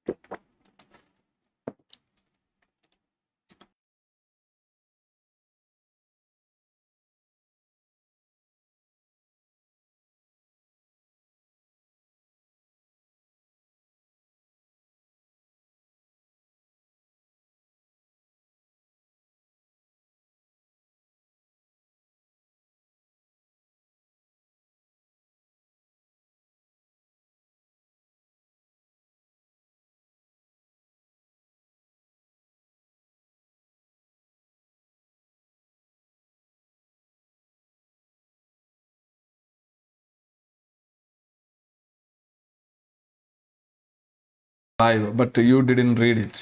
Yes. Okay, ശരിയായിരിക്കും. സോറി. പ്രസന്റ് സറാസി, മൈ ഹീറോ. Thank you. EWയിലെ ആത്മഹത്യ റിപ്പോർട്ട് ചെയ്തതിനു ശേഷം കമ്മ്യൂണിസ്റ്റ് പ്രൊഫൈലുകൾ തുടർച്ചയായി എഴുതിക്കൊണ്ടിരിക്കുന്നത് നവ ലിബറൽ നയങ്ങളും ക്യാപിറ്റലിസവുമാണ് മത്സരാധിഷ്ഠിത സമൂഹത്തിൽ സ്ട്രെസ് ഉണ്ടാക്കുന്നത്. മത്സരാധിഷ്ഠിത സമൂഹങ്ങൾ മാത്രമേ മുന്നേറത്തുള്ളൂ. ഒന്ന്. രണ്ട്, നവ ലിബറൽ സംഗതിയാണ് അത്. നിങ്ങൾക്ക് ചൈനയുടെ കാര്യം ഒരു ഉദാഹരണം എടുക്കാം. ചൈന ഈ പറയുന്ന കമ്മ്യൂണിസം എന്ന് പറയുന്ന ഇസം ഉണ്ടെന്ന് പറയുന്ന ഒരു സ്ഥലമാണല്ലോ. ആക്ച്വലി ഇല്ലെങ്കിലും ആണ്. അപ്പോൾ അവിടെയാണല്ലോ ഏറ്റവും കൂടുതൽ തൊഴിലാളികളുടെ മേളിൽ സ്ട്രെസ് ഉള്ള ലോകത്തിൻ്റെ തലസ്ഥാനം, സ്ട്രെസ് ക്യാപിറ്റൽ ചൈനയാണ്. അവർ ഈ മരപ്പാവകളിലാണ് അവരിങ്ങനെ നടക്കും. നമ്മൾ വർഷങ്ങൾക്ക് മുമ്പ് കേട്ടിട്ടുണ്ട്, ഈ ചൈനയിലെ വലിയ ഫാക്ടറികളിലൊക്കെ ബഹുനില കെട്ടിടങ്ങളിലെ ചുറ്റും നെറ്റ് കിട്ടുമായിരുന്നു. നെറ്റ് കിട്ടിയിരുന്നെന്ന് പറഞ്ഞാൽ അവിടുത്തെ തൊഴിലാളികൾ ചാടി ആത്മഹത്യ ചെയ്യാതിരിക്കാനാണ് നെറ്റ് കിട്ടിയിരുന്നത്. അങ്ങനെ നെറ്റ് കിട്ടിയ ഒരുപാട് ബിൽഡിങ്സ് ചൈനയിലുണ്ട്. അത് നിങ്ങൾ ഗൂഗിളിലൊന്ന് അടിച്ചു നോക്കിയാൽ എന്നാലും തൊഴിലാളികൾ സ്ട്രെസ് സഹിക്കാൻ വയ്യാതെ, ഓവർലോഡും സഹിക്കാൻ വയ്യാതെ ആത്മഹത്യ ചെയ്യുന്നതിനെ തടയുന്നതായിട്ട് നെറ്റ് കിട്ടിയ ബിൽഡിങ്ങുകളുള്ള ലോകത്തെ ഏക രാജ്യം ചൈനയാണ്. അപ്പോൾ നവ ലിബറൽ ക്യാപിറ്റലിസം എന്നൊക്കെ പറയുമ്പോൾ ചൈനയിലുള്ളത് ക്യാപിറ്റലിസം തന്നെയാണ്. പക്ഷേ അതിൻ്റെ ഒരു കമ്മ്യൂണിസ്റ്റ് വെറൈറ്റി ഓഫ് ക്യാപിറ്റലിസം ആണ്. ഓക്കെ, മനുഷ്യന് ആവശ്യമുള്ള ഇത് നമ്മളോട് തരുകയാണ്. തൊഴിലാളിയുടെ ഭാഗത്തു നിന്നും മുതലാളിയുടെ സംരംഭകൻ്റെ ഭാഗത്തു നിന്നും എല്ലാം തൊഴിൽ നിയമങ്ങൾ പാലിച്ച് തന്നെയാണ് പോകുന്നത്. നമ്മളുടെ ഒരു ടാർഗറ്റ് അനുസരിച്ചിരിക്കും. ഇപ്പോൾ ഒരാൾ ഓവർ വർക്ക് ചെയ്യുന്നു, വർക്ക് കഴിഞ്ഞിട്ട് അയാൾ വർക്ക് ചെയ്യുന്നു, അല്ലെങ്കിൽ വീട്ടിൽ വന്നിട്ട് വേറെ വർക്കിന് പോകുന്നു. അപ്പോൾ അയാളുടെ ആവശ്യം കൂടുതലാണ്. അപ്പോൾ സ്വാഭാവികമായിട്ട് അത് ഒരുപാട് സ്ട്രെസ് ഉണ്ടാക്കുക. അങ്ങനെയൊക്കെ ചെയ്യുന്നവരാണ്. എക്സ്ട്രാ ടൈം വർക്ക് ചെയ്യുന്നവർ, കൂടുതൽ പൈസ കിട്ടും, ഇരട്ടി പൈസ, ഒരുപാട് പേര് അങ്ങനെ ചെയ്യുന്നുണ്ട്. ആക്ച്വലി അങ്ങനെ ചെയ്യേണ്ടതുണ്ടോ എന്ന് ചോദിച്ചു കഴിഞ്ഞാൽ അങ്ങനെ ചെയ്തെങ്കിലേ തങ്ങൾക്ക് ആവശ്യമുള്ളത് കിട്ടുമെന്നാണ് ആളുകൾ പറയുക. അപ്പോൾ അങ്ങനെ അവർ ചെയ്യുമ്പോൾ സ്വാഭാവികമായിട്ട് അത് നമ്മളിൽ പ്രശ്നം ഉണ്ടാക്കും.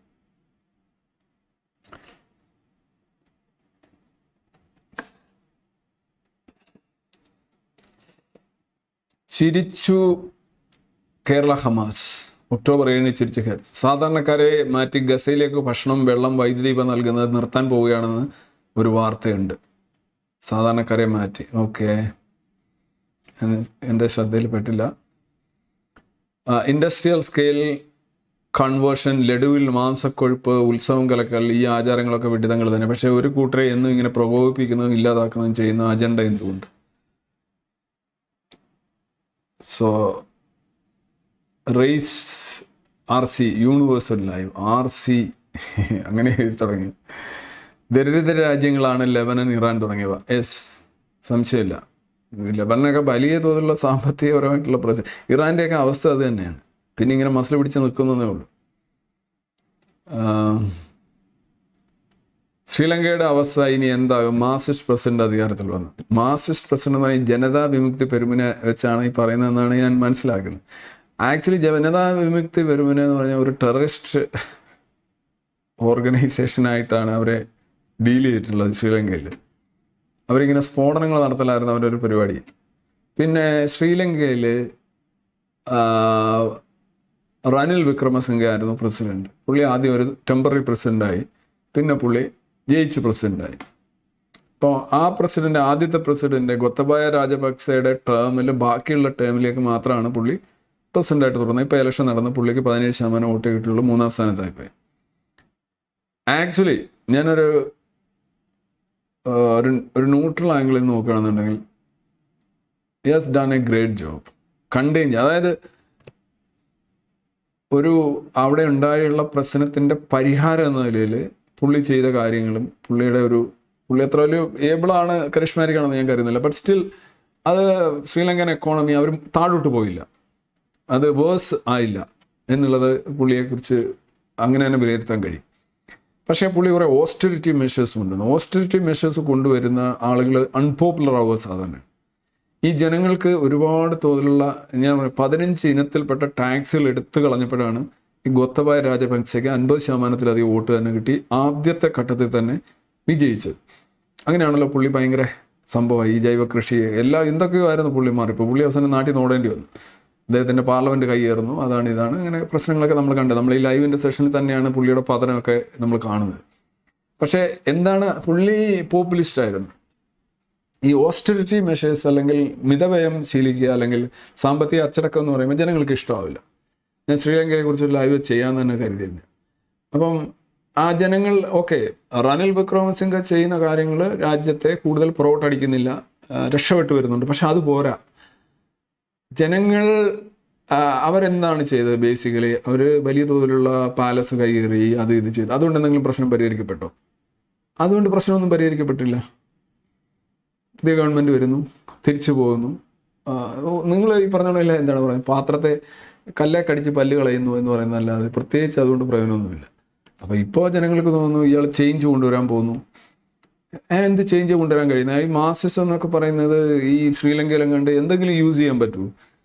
മാർസിസ്റ്റ് എക്കണോമിക്സോ മാർസിസ്റ്റ് ഒന്നും നടക്കില്ല. ചുമ്മാ അതൊരു കൊടിയിൽ ചുവപ്പൊക്കെ ആയിട്ട് നടന്ന് ചിലപ്പോൾ വേണമെങ്കിൽ കുറച്ച് സംഘടനാപരമായിട്ട് കുറച്ച് വയലൻ്റ് ആയിട്ടൊക്കെ വേണമെങ്കിൽ നിൽക്കാൻ പറ്റുമെന്നല്ലാതെ ഈ മാർസിസം എന്ന് പറയുന്ന സാധനമൊന്നും ഇനി ഈ ലോകത്ത് എങ്ങും തന്നെ ഉപയോഗിക്കാൻ പറ്റില്ല. ഉപയോഗിച്ചെടുത്ത അല്ല, അതിനകത്ത് യാതൊരു സംശയമില്ല. അങ്ങനെയൊന്നും പോകാൻ പറ്റില്ല. അതിപ്പോൾ ചൈനയൊക്കെ പോകുന്നോണം വേണമെങ്കിൽ പോവാം. അതായത് പാർട്ടിയുടേതായിട്ടുള്ള ഒരു ജനാധിപത്യ വിരുദ്ധതയും ഒരു ഫാഷിസ്റ്റ് നേച്ചറും ഉണ്ടാവും. ഉപരി കമ്മിറ്റി, മറ്റേ കമ്മിറ്റി, മറിച്ചേ കമ്മിറ്റി, മനുഷ്യന് സ്വാതന്ത്ര്യമില്ലായ്മ, അടിമകളെ പോലുള്ള അണികൾ, അതൊക്കെ വേണമെങ്കിൽ നടക്കാം. പക്ഷെ ഒരിക്കലും എക്കണോമിക്സ്, ഐ എം ടോക്കിംഗ് ഇവിടെ എക്കണോമിക്സ്, സാമ്പത്തിക വ്യവസ്ഥ എന്ന നിലയിൽ മാർക്സിസത്തിന് ഒരിക്കലും ലോകത്തെങ്ങും തന്നെ യാതൊരു സാധ്യതയില്ല. അതിനകത്ത് യാതൊരു സംശയമില്ല. പിന്നെ ഈ പുള്ളി മാർക്സിസമൊക്കെയാണ് അവിടെ നടപ്പാക്കാൻ പോകുകയെന്നുണ്ടെങ്കിൽ മിക്കവാറും ഈ രാജപക്സയുടെ അതേ അവസ്ഥ പുള്ളിക്ക് വരും. അത് സംശയമില്ല. എന്തോ ജനങ്ങൾ മാറ്റം കൊണ്ടുവരാൻ പോകുന്നു എന്നുള്ള രീതിയിലാണ് ചെയ്തിരിക്കുന്നത്. പക്ഷെ എന്തായാലും മാർക്സിസം ആയിരിക്കില്ല പുള്ളി അവിടെ ഇറക്കാൻ പോകുന്നത്. പുള്ളി മാർക്സിസ്റ്റ് ആണെന്ന് പറയുന്നത് പുള്ളി ഇവിടെ നിന്ന് തള്ളുകയാണ്. അതൊരു എന്താണ്, പാർട്ടി സ്നേഹം കൊണ്ട് തള്ളുകയാണ് എന്നാണ് എനിക്ക് തോന്നുന്നത്. നമുക്കതിനെക്കുറിച്ച് വേറൊരു ദിവസം സംസാരിക്കാം. തമ്മിൽ ഭേദം തൊമ്മൻ എന്ന മട്ടിൽ നിലവിൽ മറ്റു പാർട്ടിക്കാരെക്കാൾ ഒരു പൊടിക്ക് മെച്ചം BJP അല്ലേ? ഭൂരിഭാഗത്തിൽ അഭിപ്രായം നോക്കാതെ വസ്തുത മാത്രം നോക്കിപ്പോകുന്ന ഒരേ ഒരു പാർട്ടി BJP അല്ലേ? അജ്മൽ അജു. USA കഴിഞ്ഞാൽ ചൈനയേക്കാൾ പവർ പ്രൊജക്ഷൻ കേപ്പബിലിറ്റി റഷ്യക്കല്ലേ ഉള്ളത്? Power projection capability, power projection എന്ന് വെച്ചാൽ ഏതാ നിങ്ങൾ ഉദ്ദേശിക്കുന്നത്? ഈ പവറാണോ, ഐ മീൻ രാഷ്ട്രീയ സൈനിക പവറാണോ ഉദ്ദേശിക്കുന്നത്, അല്ലെങ്കിൽ ഈ പവർ നമുക്ക് ഐ മീൻ വൈദ്യുതി അതാണോ ഉദ്ദേശിക്കുന്നത്? മനസ്സിലായില്ല. പ്രൊജക്ഷൻ എന്ന് പറഞ്ഞാൽ ഞാൻ ചോദിച്ചത്. യെച്ചൂരിയെ കുറിച്ച് 2 വാക്ക്. യെച്ചൂരി മിടുക്കനായിരുന്നു, സംസാരമൊക്കെ പക്ഷെ പുള്ളി പറഞ്ഞുകൊണ്ടിരുന്ന സാധനം വെറും പാട്ട സാധനമാണ്. ബാക്കിയൊക്കെ കൊള്ളാം, അത്രേ ഉള്ളൂ. പുള്ളിയുടെ പ്രസംഗമൊക്കെ എനിക്കിഷ്ടമായിരുന്നു. ആക്ച്വലി എന്താണ് ഈ പറയുന്ന ഒരു ഈ പറയുന്ന ഹിസ്ബുള്ള മോഡലിലുള്ള ഐഡിയോളജിയാണ് ഇതൊക്കെ. അതിനകത്ത് ഐഡിയോളജി ബേസിൽ പോട്ടെ, അത് ഐഡിയോളജിയെ കാണുന്നത്. മനുഷ്യനെന്ന നിലയിൽ എനിക്ക് നല്ല മതിപ്പുള്ള വ്യക്തിയാണ്. ഒരു ഏബിളായിട്ടുള്ള ആളാണ്. പിന്നെ ഈ CPM-ൻ്റെ സെക്രട്ടറി ആയതിനു ശേഷം പുള്ളിക്ക് സ്വാഭാവികമായിട്ടും ബംഗാളിൻ്റെയും ത്രിപുരയുടെയൊക്കെ പേപ്പറുകൾ കീറി പോകുമ്പോൾ പുള്ളിക്ക് കൂടുതൽ ഒരു വൺ സ്റ്റേറ്റ് ഡിപ്പെൻഡൻ്റ് ആയിട്ട് വരേണ്ടി വരുന്നു. പുള്ളിക്ക് അധികാരം അല്ലെങ്കിൽ പുള്ളിയുടെ പ്രസക്തി ചോദ്യം ചെയ്യപ്പെടുന്നു. അത് CPM-ലും മാത്രമല്ല CPI-ലും അത് സംഭവിക്കുന്നു. D രാജയൊക്കെ ഇവിടെ വന്ന് കാനം രാജേന്ദ്രൻ്റെ മുന്നിൽ ചെറിയ നേതാവായിട്ട് വരുന്നു. ആ ഒരു അവസ്ഥയൊക്കെ അത് അങ്ങനെയാണ്. ഇപ്പോൾ ഇന്ത്യൻ യൂണിയൻ മുസ്ലിം ലീഗിൻ്റെ കാര്യത്തിലും അത് സംഭവിക്കുകയാണ്. ഇന്ത്യൻ യൂണിയൻ മുസ്ലിം ലീഗിൻ്റെ അഖിലേന്ത്യാ പ്രസിഡന്റ് ആയിരുന്നു ഇബ്രാഹിം സുലൈമാൻ സേട്ട്. പിന്നെ ബെനത് വാല, ഇവർ രണ്ടുപേരായിരുന്നു ഇവിടെ പൊന്നാനിയിലും മഞ്ചേരിയിലും MP-മാർ ഇലക്ഷൻ നിന്നിട്ടുള്ളത്. പക്ഷേ ഇബ്രാഹിം സുലൈമാൻ സേട്ടിന് അന്താരാഷ്ട്ര പ്രസിഡന്റ്, ഐ മീൻ അഖിലേന്ത്യാ പ്രസിഡന്റിനെ ഈ കേരള പ്രസിഡന്റ് താഴെയാണ് ശരിക്കും. ആണെന്ന് ചോദിച്ചാൽ അല്ല, പക്ഷെ ആണെന്ന് ചോദിച്ചാൽ ആണ്, അല്ലെന്ന് ചോദിച്ചാൽ അല്ല. ആ ഒരു അവസ്ഥയിലാണ് പുള്ളി. അപമാനിതനായിട്ടാണ് വേറെ ഒരു പാർട്ടി ഉണ്ട്, INL എന്ന് പറഞ്ഞൊരു പാർട്ടിയൊക്കെ ഉണ്ട്.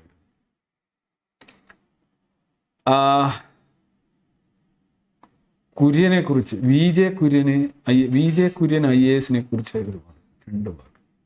എന്നോട് ഈ വ്യക്തികളെ കുറിച്ച് ചോദിക്കാതിരിക്കൂ. I am not least interested. കഴിഞ്ഞ ലൈവിൽ CMDRF മുഖ്യനെ കുറിച്ച് ഞാൻ ചോദിച്ചപ്പോൾ സാർ പറഞ്ഞു അതിന് മറുപടി പറഞ്ഞു കഴിഞ്ഞത്. എവിടെയാണ് പറഞ്ഞത്? FB-ലും മുൻ ലൈവിലും പറഞ്ഞിട്ടില്ല. പറഞ്ഞിട്ടുണ്ട്, അതൊന്ന് എടുത്തിട്ട് കൊടുക്കുക Girish. After USA does in Russia has more power projection capability than China. Power, I don't think that question is clear enough to answer. ഇത്രയ്ക്ക് സംഭവിച്ചിട്ടും ഇറാൻ ഇപ്പോഴും ഒരു ആക്ഷനും എടുക്കുന്നില്ല. എന്താ റീസൺ?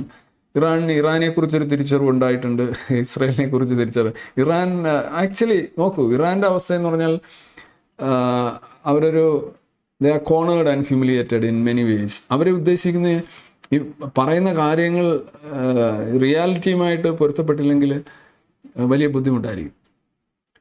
ആക്ച്വലി ഇസ്മായിൽ ഹനിയെ ഇസ്രായേൽ കൊന്നു എന്ന് പറഞ്ഞാണോ ഇറാൻ ആക്രമിക്കേണ്ടത്? ആര് പറഞ്ഞു? ഇസ്രായേൽ പറഞ്ഞോ ഇസ്രായേൽ കൊന്നെന്ന്? ഇസ്രായേൽ കൊന്നതാണെന്ന് സംശയിക്കുന്നു എന്ന് പറഞ്ഞ് ആക്രമണം തുടങ്ങുക. ഇസ്രായേൽ ഒരിക്കലും ക്ലെയിം ചെയ്തിട്ടില്ല. ഈ പേജർ ആക്രമണവും ഇസ്രായേൽ ക്ലെയിം ചെയ്തിട്ടില്ല. ഇസ്രായേൽ അതൊന്നും ക്ലെയിം ചെയ്തിട്ടില്ല. അല്ല പിന്നെ അത് പ്രൂവ് ചെയ്യണം. ഈ പ്രൂവ് ചെയ്യണമെന്ന് പറയുമ്പോൾ രണ്ട് കാര്യങ്ങൾ നിങ്ങൾ ശ്രദ്ധിച്ചൊരു കാര്യം, ഞാൻ വളരെ കൗതുകത്തോടെ കാര്യത്തിൽ ഒരു കാര്യമാണ്. ഈ ഇറാനിലെ പ്രസിഡന്റിന്റെ പാലസിനോടനുബന്ധിച്ചുള്ള കെട്ടിടത്തിൽ വെച്ച് ഇസ്മായിൽ ഹനിയെ കൊന്നതെന്ന് എങ്ങനെയാണെന്ന് ആർക്കെങ്കിലും കൃത്യമായിട്ട് ഇപ്പോഴും പറയാൻ പറ്റും? ഞാൻ അതിൻ്റെ തുടർ വാർത്തകൾ ഇങ്ങനെ സ്ഥിരമായിട്ട് വാർത്ത ചെയ്യുന്നു. എന്താണ് പ്രിസൈസ്ലി അവിടെ സംഭവിച്ചതെന്ന് ആർക്കെങ്കിലും ഇറാന് പറയാൻ പറ്റുന്നുണ്ടോ? ഇനി ഈ പേജർ ഇതിൻ്റെ അതിൻ്റെ പിന്നിലെ എക്സാക്റ്റ് എന്താണ് സംഭവിച്ചതെന്ന് ഇത്ര ദിവസമായല്ലോ അറിയാൻ കഴിഞ്ഞിട്ടുണ്ട്. ഓരോ സ്പെക്കുലേഷൻ തിയറീസ് അത് വെച്ച് നമ്മളിങ്ങനെ പറയുന്നു. ഇപ്പോൾ പേജർ പൊട്ടിത്തെറിച്ച പേജർ 5000 പേജർ വാങ്ങിച്ചു കൊടുത്തതാണ് എന്നാണ് നമ്മൾ പൊതുവിൽ പറഞ്ഞിരിക്കുന്ന കാര്യം. അതിനകത്ത് 3 ഗ്രാം ഡിവൈസ് വെച്ചിരുന്നു എന്നാണ്. അപ്പോൾ വാക്കി ടോക്കി ഇതിൻ്റെ കൂടെ വന്നതാണോ? സോളാർ പാനൽ ഇതിൻ്റെ കൂടെ വന്നതാണ്. അപ്പോൾ പിന്നെ പറയുന്നു അതിൽ പേജറിൽ 3 ഗ്രാം, വാക്കി ടോക്കിയിൽ സിഗ്നല്, പിന്നെ വ്യത്യസ്തമായി എന്തൊക്കെയോ പറഞ്ഞ് ഒപ്പിക്കുന്നു എന്നല്ലാതെ ആക്ച്വലി ഇതുവരെ ഒന്നും അതിനകത്തൊരു ക്ലാരിറ്റി പുറം ലോകത്തിലില്ല എന്നുള്ളതാണ്. പക്ഷേ അമേരിക്കയ്ക്ക് അറിയാമായിരിക്കും. അത് ഇസ്രായേൽ അത് കമ്മ്യൂണിക്കേറ്റ് ചെയ്തിട്ടുണ്ടെങ്കിൽ അമേരിക്ക, അല്ലെങ്കിൽ ഒരുപക്ഷെ അമേരിക്കയ്ക്ക് അറിയാമായിരിക്കും. ഞാൻ അമേരിക്ക കുറച്ച് കൊച്ചാക്കിയൊന്നും കാണുന്നില്ല അതിനകത്ത്.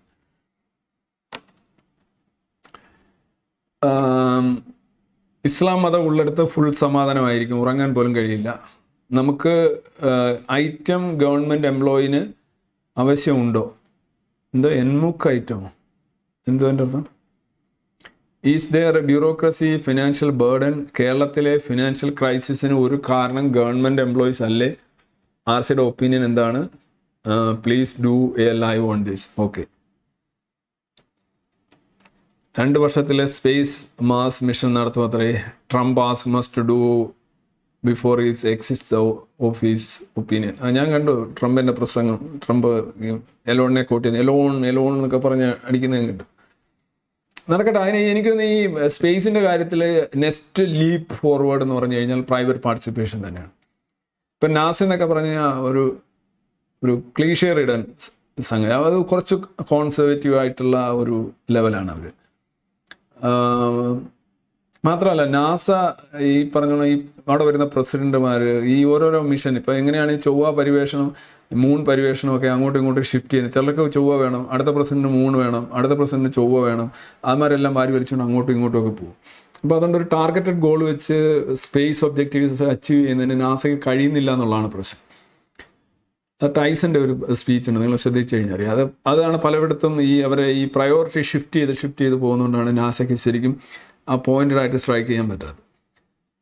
പുതിയ പ്രസിഡന്റിന് വേറെ എന്താ താല്പര്യമെങ്കിൽ അയാൾ ആ ഫണ്ടെല്ലാം എടുത്ത് ഇങ്ങോട്ട് കൊടുക്കുക, അല്ലെങ്കിൽ മറ്റേ ഫണ്ടിന് കുറച്ച് കൊടുക്കുകയോ, ഇങ്ങനെയൊക്കെ വന്നു കഴിഞ്ഞാൽ പ്രശ്നം. പക്ഷേ ഇപ്പം മസ്കിൻ്റെയോ അല്ലെന്നുണ്ടെങ്കിൽ വേറെ പ്രൈവറ്റ് പാർട്ടീസ് വന്നു കഴിഞ്ഞാൽ അവർക്ക് കുറച്ചുകൂടി ക്ലിനിക്കൽ ആക്യുറസിയോടുകൂടി, പോയിന്റഡ് ആക്യുറസിയോടുകൂടി കാര്യങ്ങൾ ചെയ്യാൻ പറ്റും, വന്നേ പറ്റും. ഈ ബഹിരാകാശം എന്ന് പറയുന്നത് ഒരു രാഷ്ട്രം ചെയ്യേണ്ട കാര്യമൊന്നുമില്ല. അതിൻ്റെ സെക്യൂരിറ്റി സൈഡും മറ്റു കാര്യങ്ങളും വിധേയമായിട്ട് ചെയ്യാം. പക്ഷേ വ്യക്തികൾ ഇതിനകത്ത് വരണം. Individual is important. ലോകത്തുള്ള എല്ലാ കണ്ടുപിടുത്തങ്ങളും നടന്ന വ്യക്തികളാണ് കണ്ടത്, അല്ലാതെ ഏതെങ്കിലും സർക്കാർ നടത്തുന്ന കണ്ടുപിടുത്തങ്ങൾ എന്താണ്? ഏതെങ്കിലും സർക്കാരുകൾ എന്തെങ്കിലും പുതിയതായിട്ട് കാര്യങ്ങൾ കണ്ടുപിടിക്കാറുണ്ട്?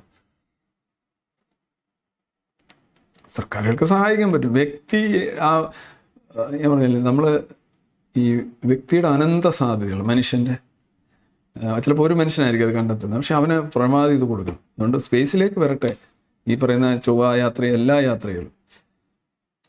ഹിസ്ബുള്ള അംഗങ്ങൾ എല്ലാവരും ലെബനൻ പൗരന്മാരാണോ? Not necessarily. ഹിസ്ബുള്ളയ്ക്ക് വേണ്ടി ഒരു യുദ്ധം നടക്കുകയാണെന്നുണ്ടെങ്കിൽ ഒരു കാര്യം പറയുന്നത്, ഹിസ്ബുള്ളയ്ക്ക് വേണ്ടി അവിടെ അണിനിരക്കുന്നത്, ഇപ്പോൾ ഗാസയിൽ ഹമാസും ഇസ്രായേലുമായിട്ട് നടക്കുമ്പോൾ ഗാസയിലുള്ളവർ മാത്രമേ ഇപ്പോൾ എന്തായാലും അവിടെ കുടുങ്ങിപ്പോയല്ലോ, ദേ ആർ ട്രാപ്ഡ്. വേറെ ആരും അവിടെ ഇപ്പോൾ ഇനി വരാം, ആര് വിചാരിച്ചാലും അവരെ സഹായിക്കാനും പറ്റില്ല. പക്ഷെ അതല്ല, പോറസ് ബോർഡർ, പോറസും അല്ല, ഈസി പോകാവുന്ന ബോർഡർ. ഇപ്പോൾ സിറിയൻ ബോർഡറാണ് കൂടുതൽ ലെബനനുള്ളത്. സിറിയയിൽ ലോകത്തെ എല്ലാ ആളുകളും വരുമല്ലോ, തുർക്കിക്കാരും വരും, ഇറാൻകാരും വരും, എല്ലാവരും വരും. അപ്പം ഈവൻ ഇറാൻ്റെ റവല്യൂഷണറി ഗാർഡ് പോലും ലെബനന് വേണ്ടി, അല്ല ഹിസ്ബുള്ളയ്ക്ക് വേണ്ടി ലെബനനിൽ എത്തിയാൽ അത്ഭുതപ്പെടേണ്ട കാര്യമില്ല. കാരണം അവർ ആയുധങ്ങളും അധ്യാപകരെയും ടീച്ചിങ്ങും എല്ലാം കൊടുത്തുകൊണ്ടിരിക്കുന്നത് ഇറാൻ സിറിയ വഴിയാണ് കൊടുത്തുകൊണ്ടിരിക്കുന്നത്. അങ്ങനെയാണ് ഈ പറയുന്ന ഇറാൻ്റെ കമാൻഡേഴ്സ് എല്ലാം ഇവിടെ വെച്ച് കൊല്ലപ്പെടുന്നത്. സിറിയയിലിരുന്ന് അവർ കൺട്രോൾ ചെയ്യാണ് ഹിസ്ബുള്ളയെ പലർത്ഥത്തിൽ. അപ്പോൾ പൂർണ്ണമായും കൺട്രോൾ ചെയ്യുന്നല്ല, ഇതെല്ലാം ഉണ്ട്. അപ്പോൾ സ്വാഭാവികമായിട്ട് ഇറാൻ്റെ ആർമി തൊട്ടുള്ള കാര്യങ്ങളും എല്ലാം, ഇറാൻ്റെ കയ്യിരിക്കുന്ന മിസൈലുകൾ വേണമെങ്കിലും അവിടെ പ്രത്യക്ഷപ്പെടാം, ലെബനിൽ പ്രത്യക്ഷപ്പെടാം. അതാണ് ഈ യുദ്ധത്തിൻ്റെ ഒരു പ്രത്യേകത. മറ്റേ ഗാസ പോലെ അല്ല. ഗാസ എല്ലാം കൂടെ ഒരു കുളത്തിനകത്ത് കിടക്കുന്ന അതുപോലെ ഒരു ഇതാണ്. ഗാസ പോലെയല്ല. ഗാസയുടെ പ്രധാന പ്രശ്നം എന്ന് പറഞ്ഞു കഴിഞ്ഞാൽ സിവിലിയൻ ക്യാഷ്. ഗാസയിൽ എന്ത് ഡിഫൻസാണ് ഉള്ളത്? ഗാസയിൽ ഒരു ഡിഫൻസും ഇല്ല. ഹമാസ് ഒരു മാച്ചേ അല്ല IDF-ന്. ഹമാസ് എങ്ങനെയാണ് മാച്ച് ആകുന്നതെന്ന് ചോദിച്ചു കഴിഞ്ഞാൽ, ഒന്ന് അവരുടെ ടണൽ സിസ്റ്റം, അതും ബ്രേക്ക് ചെയ്തു. പക്ഷെ അവർ വെക്കുന്ന ഒരു കാര്യം, അത് വെരി ഡിഫിക്കൽട്ട്, അതായത് എൻക്രോച്ച് ചെയ്യാൻ ഭയങ്കര ഡിഫിക്കൽട്ട്. ഈ ഹ്യൂമൻ ഷീൽഡ് എന്ന് പറയുന്നത് ലോകത്ത് ഒരു ആർമിക്കും, മാത്രമല്ല ഓരോരോ മരണം കൂടുതൽ സംഭവിക്കുന്നതനുസരിച്ച് അവരുടെ മേലുള്ള പ്രഷറുകൾ, മറ്റൊരു യുദ്ധത്തിന് വേണ്ടിയാണ് ഇവരെ ഇങ്ങോട്ട് ക്ഷണിക്കുന്നത് പോലും. അപ്പം പല പുറത്തുനിന്നുള്ള ഫോറിൻ സൈന്യത്തെ എല്ലാം നമുക്കിവിടെ കാണാൻ പറ്റും. ഇറാനിൽ നിന്നൊക്കെയുള്ള ആളുകൾ ഇനി വരും, സിറിയ വഴി ഇങ്ങോട്ട് വണ്ടി ഓടിച്ച് ഇറങ്ങി വരാമല്ലോ.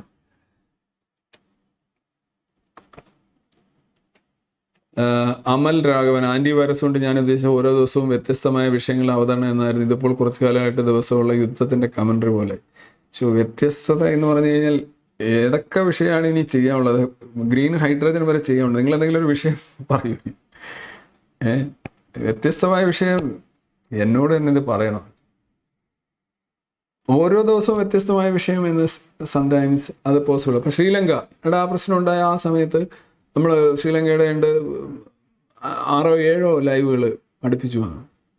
അപ്പം ഇതൊരു വലിയൊരു സംഭവമല്ലേ? അപ്പോൾ ആളുകൾ, ശരിയാണ്, താങ്കൾ പറയുന്ന ഒരു പോയിന്റാണ്, പക്ഷേ അങ്ങനെയല്ല. പൊതുവിലെ ആളുകൾ കൂടുതലും കറണ്ടായിട്ടുള്ള കാര്യങ്ങളാണ് കൂടുതൽ ഡിസ്കസ് ചെയ്യാൻ അല്ലെങ്കിൽ താല്പര്യപ്പെടുന്നത്. അതാണ് അതിൻ്റെ ഒരു വിഷയം. ഓക്കെ, എന്നാലും താങ്കളുടെ അഭിപ്രായം ഞാൻ മാനിക്കുന്നു. കാര്യം ഒരു കാര്യം കൂടെ ഉണ്ട്, ഇത് എന്നെ സംബന്ധിച്ചത് സ്പോണ്ടേനിയസ് ആണ്. ഞാനിത് ഭയങ്കരമായിട്ട് ഫോളോ ചെയ്യുന്നതാണ്. ഞാൻ ഈ പറയുന്ന യുക്രൈൻ റഷ്യ യുദ്ധം ഇത് കണക്കുള്ള സംഗതി ഞാൻ ഫോളോ ചെയ്യുന്നു. സോ ഐ റിഫ്ലക്റ്റ് ചെയ്യുന്നു, അത്രേ ഉള്ളൂ. കമൻട്രി പോലെ എന്നുള്ള ഞാനത് നിഷേധിക്കുന്നില്ല, താങ്കളുടെ അഭിപ്രായത്തെ നിഷേധിക്കുന്നില്ല കേട്ടോ. KSRTCക്ക് കൂടുതൽ നഷ്ടം വരുത്തി വെക്കുമ്പോൾ കർണാടക റോഡ് ട്രാൻസ്പോർട്ട് കോർപ്പറേഷൻ മികച്ച രീതിയിൽ മുന്നോട്ട് പോകുന്നു. ഗവൺമെൻറ് എൻ്റർപ്രൈസ് എങ്ങനെ എഫിഷ്യൻസി കൈവരിക്കുന്നു? അതിന് എനിക്ക് ആ കമ്പാരിസൺ, ഗവൺമെൻറ് ആണോ ഇതേപോലെയുള്ള ഇതാണോ, അവിടുത്തെ ദേശസാൽക്കരണം എങ്ങനെയാണ്, മൊണോപ്പൊളി എങ്ങനെയാണെന്നുള്ളതിന് കമ്പയർ ചെയ്തെങ്കിലേ പറ്റത്തുള്ളൂ. ഒരു സർക്കാർ ഇതിന് ഒരിക്കലും എഫിഷ്യൻസി എന്ന് പറയുന്ന ലാസ്റ്റ് തിങ് ഹാപ്പൻസ് ടു, അല്ലെന്നുണ്ടെങ്കിൽ ആയിരിക്കുമല്ലോ. ഇതിപ്പോൾ സർക്കാരിൻ്റെ കുഴപ്പമല്ല, അവിടുത്തെ ജീവനക്കാരുടെയും കുഴപ്പമില്ല, അവിടെയുള്ള സിസ്റ്റം അങ്ങനെയാണ്. സിസ്റ്റം എങ്ങനെയോ അങ്ങനെയാണ്. നമ്മളെല്ലാം ഈ കളിമണ്ണ് പോലെയാണ്. നമ്മളെങ്ങനെയാണ് മോൾഡഡ് ആവുന്നത് എന്നുള്ളതിനെ ആശ്രയിച്ചിരിക്കും. നമ്മുടെ സാധ്യതകളാണ് നമ്മൾ പ്രയോജനപ്പെടുത്തുന്നത്. ഇത് വെള്ളം അതിരിക്കുന്ന പാത്രത്തിൻ്റെ ആകൃതി സ്വീകരിക്കുന്നു എന്ന് പറയുന്നത് പോലെയാണ് ഈ മനുഷ്യരായാലും തൊഴിലാളികളായാലും. ഒരു ഗവൺമെൻറ് സിസ്റ്റത്തിൽ വരുമ്പോൾ അവരെ എങ്ങനെ പരിവർത്തനം ചെയ്യപ്പെടുന്നു എന്നുള്ളത്, ഇതേ ആളുകൾ ചിലപ്പോൾ ഗൾഫിലൊക്കെ പോയി ഭയങ്കരമായിട്ട് ജോലി ചെയ്യും, എല്ലുമുറിയെ പണിയെടുക്കും. മലയാളികളെക്കുറിച്ച് പറയാറില്ലേ, ഒരു സ്വന്തം വീട്ടിൽ പണിയില്ല, അത് അന്യസംസ്ഥാന തൊഴിലാളികളെ കൊണ്ട് പണിയിക്കും, എന്നാൽ പുറത്തു പോയി പണിയും. ഇവിടെ ചില പണികൾ അവർ ചെയ്യില്ല, പുറത്തു പോയി എല്ലാ പണിയും ചെയ്യും. ഇതിൻ്റെ എന്താ കാര്യം? ഈ എൻവയറൺമെൻറ്റ് അല്ലെന്നുണ്ടെങ്കിൽ സാഹചര്യങ്ങൾക്കനുസരിച്ച് അവർക്ക് ചെയ്യാൻ പറ്റും. അതാണ് ഈ സിസ്റ്റത്തിൻ്റെ പ്രശ്നമാണ് കേട്ടോ, അല്ലാതെ സർക്കാർ ജീവനക്കാരുടെ പ്രശ്നമില്ല. സർക്കാർ ജീവനക്കാർക്ക് ആരായി സർക്കാർ ജീവനക്കാരെന്ന് പറയുന്നത്? ഇവിടെ ജോലിയില്ലാതെ നിൽക്കുന്നവർ ടെസ്റ്റ് എഴുതി കയറുന്നു, അല്ലെങ്കിൽ ഡൈയിങ് ഹാർനസ്സൊക്കെ വഴി. ഇവിടെയുള്ള കച്ചി കെട്ടാനുള്ള വള്ളി കച്ചിയിൽ നിന്ന് തന്നെയല്ലേ വരുന്നത്. ഇവിടെയുള്ള മനുഷ്യർ തന്നെയല്ലേ സർക്കാർ ജീവനക്കാരെന്ന്, അല്ലാതെ പുറത്ത് ചൊവ്വാഗ്രഹ ജീവികളൊന്നും അല്ലല്ലോ. അപ്പോൾ തലേന്ന് വരെ ജോലി കിട്ടുന്നതിൻ്റെ തലേന്ന് വരെ അവൻ സർക്കാർ ജീവനക്കാരെ നോക്കി ഭയങ്കര അത് ഇതെന്നൊക്കെ പറയുന്ന ആളായിരിക്കും. മാറിക്കഴിഞ്ഞ് 1 വർഷം കഴിയുമ്പോൾ പിന്നെ അവന് ആ അഭിപ്രായമില്ല. ഈ പണ്ട് നമ്മൾ ഈ ബൈക്ക് ഓടിച്ചുകൊണ്ട് നടക്കുമ്പോൾ ഈ കാറ് വരെ കാണുമ്പോൾ ഇവനൊക്കെ എന്താന്ന് പറഞ്ഞ് ഭയങ്കര ഇതായിരിക്കും. നമ്മൾ കാർ എടുത്ത് കഴിയുമ്പോൾ പിന്നെ നമ്മുടെ അഭിപ്രായം ഈ ബൈക്കുകാരന്മാർക്ക് ഒരു ലെവലും ഇല്ല. ഇതാണ് ബേസിക് ആയിട്ടുള്ള സംഭവം. പുതിയ ശ്രീലങ്കൻ പ്രസിഡന്റിനെ കുറിച്ച് അഭിപ്രായം. പുതിയ ശ്രീലങ്കയെ കുറിച്ച് എനിക്ക് പ്രത്യേകിച്ച് അഭിപ്രായമൊന്നും ഇല്ല. പുള്ളി മാർസിസ്റ്റ് എന്നൊക്കെ പറഞ്ഞിവിടെ ഭയങ്കര ആഹ്ലാദമൊക്കെ നടക്കട്ടെ. എന്തായാലും അതിനകത്ത് ഞാൻ പറഞ്ഞു കഴിഞ്ഞല്ലോ അഭിപ്രായം ഓൾറെഡി. റഷ്യയിൽ മഴ പെയ്താൽ ഇവിടെ കുട പിടിക്കുന്നവർ. ശ്രീലങ്കയിൽ ജനമുക്തി പെരുമ നേതാവ് പ്രസിഡന്റ് ആയപ്പോൾ ഇവിടെ സോഷ്യൽ മീഡിയയിൽ ആഘോഷം തുടങ്ങി. സാറിൻ്റെ അഭിപ്രായം എന്താണ്? അതിനൊക്കെ എന്താ പറയുന്നത്? നേപ്പാളിൽ ഒരു പ്രചണ്ഡ എന്ന് പറയുന്നത്, പ്രചണ്ഡയെക്കുറിച്ച് അതിനെക്കുറിച്ച് തന്നെ ഒന്ന് ചിന്തിച്ചാൽ മതി. അവിടെ എന്താ അവസ്ഥ? അവിടുത്തെ അവസ്ഥ ഇതിനേക്കാൾ കഷ്ടമാണ്.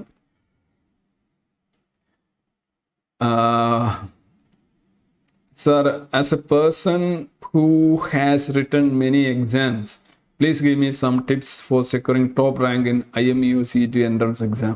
The problem is that based on PCM of class 11 and 12 which I completed nearly 5 years ago. അതിനൊക്കെ എങ്ങനെയാണ് ഞാൻ ബ്രോഡ് സെൻസിൽ എങ്ങനെ എപ്പോഴും ഒരു എൻട്രൻസ് ഒറ്റ കാര്യം പറയാം, എല്ലാം കൂടെ പറയാം, എന്നാലും ഇതുമായിട്ട് വിഷയമായിട്ട് ബന്ധപ്പെട്ട കാര്യമില്ല. നിങ്ങൾ ഏതെങ്കിലും ഒരു എക്സാം ക്രാക്ക് ചെയ്യണമെന്നുണ്ടെങ്കിൽ, ഇപ്പോൾ സാമ്പാർ വാങ്ങിക്കണമെങ്കിൽ, സാമ്പാർ ഉണ്ടാക്കണമെങ്കിൽ നിങ്ങൾ എന്താണ്, സാമ്പാറിൻ്റെ ഐറ്റംസ് ഉണ്ടല്ലോ കുറേ സാധനം, അത് വാങ്ങിക്കുക, അതിനകത്ത് കോൺസെൻട്രേറ്റ് ചെയ്യുക. നല്ല സാമ്പാറുണ്ടോ? അല്ലാന്നുണ്ടെങ്കിൽ പല രീതിയിൽ പൊഞ്ഞു പോകാം, ഉപ്പ് കുറയാം, പല രീതിയിലും സംഭവിക്കും. ഒരു എക്സാമിൻ്റെ സ്കോപ്പ്, അതിൻ്റെ കോണ്ടൻറ്റ്, അതിൻ്റെ സിലബസ്, പ്രീവിയസ് ക്വസ്റ്റ്യൻസ്, അതൊരു പാക്കേജാണ് മൊത്തത്തിൽ. അതിൽ മാത്രം കൊണ്ടുവന്നത് ഐസ് ഓഫ് ദ ബേർഡ്, കിളിയുടെ കണ്ണ് മാത്രം നോക്കുക. അത് വെച്ച് ഫോക്കസാണ് എല്ലാ എക്സാമിനും നിങ്ങളെ വിജയപഥത്തിലെത്തിക്കുന്ന ഫോക്കസാണ്. Focus means concentration.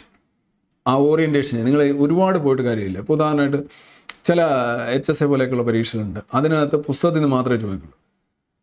ഇപ്പോൾ LD ക്ലാർക്ക് പരീക്ഷ എന്ന് പറഞ്ഞു കഴിഞ്ഞാൽ അങ്ങനെയല്ല. LD ക്ലാർക്ക് പരീക്ഷ ലോകത്ത് ആദ്യത്തെ കിഴങ്ങ് ഉൽപ്പാദിപ്പിച്ച വ്യക്തിയുടെ പേര്, അങ്ങനെയൊക്കെയുള്ള ചോദ്യങ്ങൾ, ആദ്യം ബ്ലേഡ് കണ്ടെത്തിയ വ്യക്തി, ഇങ്ങനെയൊക്കെയുള്ള ചോദ്യങ്ങൾ വരെ അതങ്ങനെയാണ്. പക്ഷേ പല ചോദ്യങ്ങൾക്കും പല കോമ്പറ്റേറ്റീവ് എക്സാംസും പുറത്തുനിന്നുള്ള ചോദ്യമൊന്നും ഉണ്ടാവില്ല ആ വിഷയമായിട്ടുള്ള. അപ്പോൾ ആ വിഷയത്തിൽ ഒതുങ്ങിക്കുക, മറ്റു കാര്യങ്ങളിൽ നോക്കാതിരിക്കുക. ആ ഒരു ഫോക്കസ് നിങ്ങൾ അച്ചടക്കം എന്ന് പറയുന്നൊരു സംഗതി, അടക്കം ഉണ്ടാവുക, ഒതുക്കം ഉണ്ടാവുക, ഇങ്ങനെ പരക്കാതിരിക്കുക. പരക്കുന്ന ആൾക്ക് ഇപ്പോൾ ഞാനിപ്പോൾ എൻ്റെ ഒരു വിദ്യാഭ്യാസം മൊത്തത്തിൽ ഈ ഇതാണ് ഡീവിയേഷൻ, പരക്കുക എന്നുള്ളതാണ്. എനിക്കതാണ് ഒരു ആശ്വാസവും സുഖവും സന്തോഷവും. പക്ഷേ കോമ്പറ്റേറ്റീവ് എക്സാംസിലോ അതല്ല, അതിൽ ഒതുങ്ങുക എന്നുള്ള. നിങ്ങളൊരു വാതിലിലൂടെ നിങ്ങൾക്ക് കടന്നു വരണമെങ്കിൽ നിങ്ങളുടെ കൈയും വീശി വരാൻ പറ്റില്ല, കൈ ഒതുക്കണം. അതിനാണ് അടക്കം, അച്ചടക്കം എന്ന് പറയുന്ന, ഡിസിപ്ലിൻ എന്ന് പറയുന്ന സാധനം അതാണ്. അച്ചടക്കം വേണം, ഡിസിപ്ലിൻ വളരെ ഇമ്പോർട്ടൻറ്റ്. എന്നെങ്കിലും ഫോക്കസ് ഉണ്ടാവും. ഫോക്കസ് ഉണ്ടെങ്കിൽ നിങ്ങൾ അവിടെ എത്തും. സർ, നട്ടലില്ലാത്ത യുക്തിവാദികൾ എന്നത് ആരെയാണ് ഉദ്ദേശിക്കുന്നത്? മതം, ദൈവം എല്ലാം ഉടായിപ്പാണെന്ന് പറഞ്ഞിട്ടും ഭയം കാരണം വിശ്വാസിയെ അഭിനയിച്ച് ജീവിക്കുന്ന ആളുകളെയാണോ? എനിക്കറിയില്ല. നട്ടലില്ലാത്ത യുക്തിവാദികളുടെ ഒരു കാര്യം എനിക്കറിയില്ല. 6-ാം നൂറ്റാണ്ടിലെ പുസ്തകവും ആധുനിക ടെക്നോളജിയും തമ്മിൽ മാറ്റൊരുക്കുന്നു. Hi, love from Israel. ജോലി ചെയ്യുന്നതിനിടയിൽ ഇക്കാര്യങ്ങളെക്കുറിച്ച് ഇത്രയും മനസ്സിലാക്കുന്നതിന്, ലൈവ് പ്രിപ്പയർ ചെയ്യുന്നതിന് എങ്ങനെയാണ് സമയം കിട്ടുന്നത്? ജോലി ചെയ്യുന്നതിനിടയിൽ എന്ന് പറഞ്ഞാൽ ഞാൻ പറഞ്ഞല്ലോ, ഞാനിപ്പോൾ റിലേറ്റീവ്ലി ഒരു ഈസിയർ ആണ്. എന്നെ സംബന്ധിച്ച് എനിക്ക് യാത്ര കുറവാണ്. പണ്ട് ഞാൻ ഇവിടുന്ന് ഇറങ്ങി രാവിലെ തന്നെ 5 മണി 5:15 ആകുമ്പോൾ തിരുവനന്തപുരത്ത് യൂണിവേഴ്സിറ്റി കോളേജിലോ വിമൻസ് കോളേജിലൊക്കെ പോകുമ്പോൾ ഞാൻ രാവിലെ തന്നെ 3 മണിക്കൂർ യാത്ര. അവിടെ ചെല്ലുമ്പോൾ ഇവിടുന്ന് കൊല്ലത്ത് പോകണം, കൊല്ലത്ത് നിന്ന് ട്രെയിൻ കയറണം, അവിടുന്ന് ഓട്ടോ പിടിക്കണം, എന്നിട്ട് തിരിച്ച് 4 മണി കഴിഞ്ഞ് 5:30 എങ്ങാണ്ടാണ് വണ്ടി കിട്ടുന്നത്. കൊല്ലത്ത് വന്നിറങ്ങണം, അവിടുന്ന് ഇവിടെ വരണം. 7 മണി 7:30 ആവും. അപ്പോൾ ഒരു ദിവസം യാത്ര തന്നെ 6.5 മണിക്കൂർ പോയിക്കൊണ്ടിരുന്നതാണ്. അപ്പം അന്നൊന്നും ഞാൻ ലൈവ് ചെയ്യുന്നുണ്ടായിരുന്നില്ല. ഞാൻ തിരുവനന്തപുരത്ത് നിന്നപ്പോഴൊന്നും ലൈവ് ചെയ്യുന്നില്ല. കോവിഡിന് ശേഷമാണ് ഈ ലൈവ് തുടങ്ങിയത്, സ്ട്രക്കായപ്പോഴാണ്. അപ്പോൾ ആ സമയം കിട്ടുന്നുണ്ട്, അത് വലിയൊരു കാര്യമാണ്. പിന്നെ നിയർ ബൈ ആണ്, എനിക്കിപ്പം കുറച്ച് ഒരു 10 മിനിറ്റിൽ താഴെ ഉള്ള ദൂരമേ ഉള്ളൂ. പാരീസായി. പിന്നെ ജോലി തിരക്കെന്ന് പറയുമ്പോൾ ബേസിക്കലി പോളിയിൽ ഒരു ഇംഗ്ലീഷിനൊരു പേപ്പറുണ്ട്, അത് +2 ലെവലിലുള്ളൊരു പേപ്പറാണ്. കുറച്ച് ഗ്രാമർ, കുറച്ചെല്ലാം ശങ്കരാടി പറഞ്ഞ, കുറച്ചെല്ലാം പിണ്ണാക്ക്, കുറച്ച് കഥ, കുറച്ച് കവിത, അങ്ങനെ ഒരു ക്വാളിഫയിങ് പേപ്പറാണ്. അതാണ് നമ്മൾ എടുക്കുന്നത്. അപ്പം അത് ഇന്ന് ഇപ്പോൾ 3 അവർ അല്ലെ അങ്ങനെ ഉണ്ടായി, ഇന്നും ഉണ്ടായിരുന്നു 3 അവർ.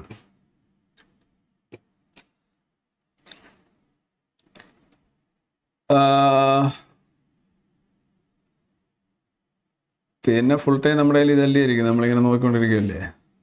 ഒരാൾ ഞാനവിടെ ഇരുന്നപ്പോൾ ചോദിച്ചു, സാറേ യഹിയ സിൻവർ കൊല്ലപ്പെട്ടോ?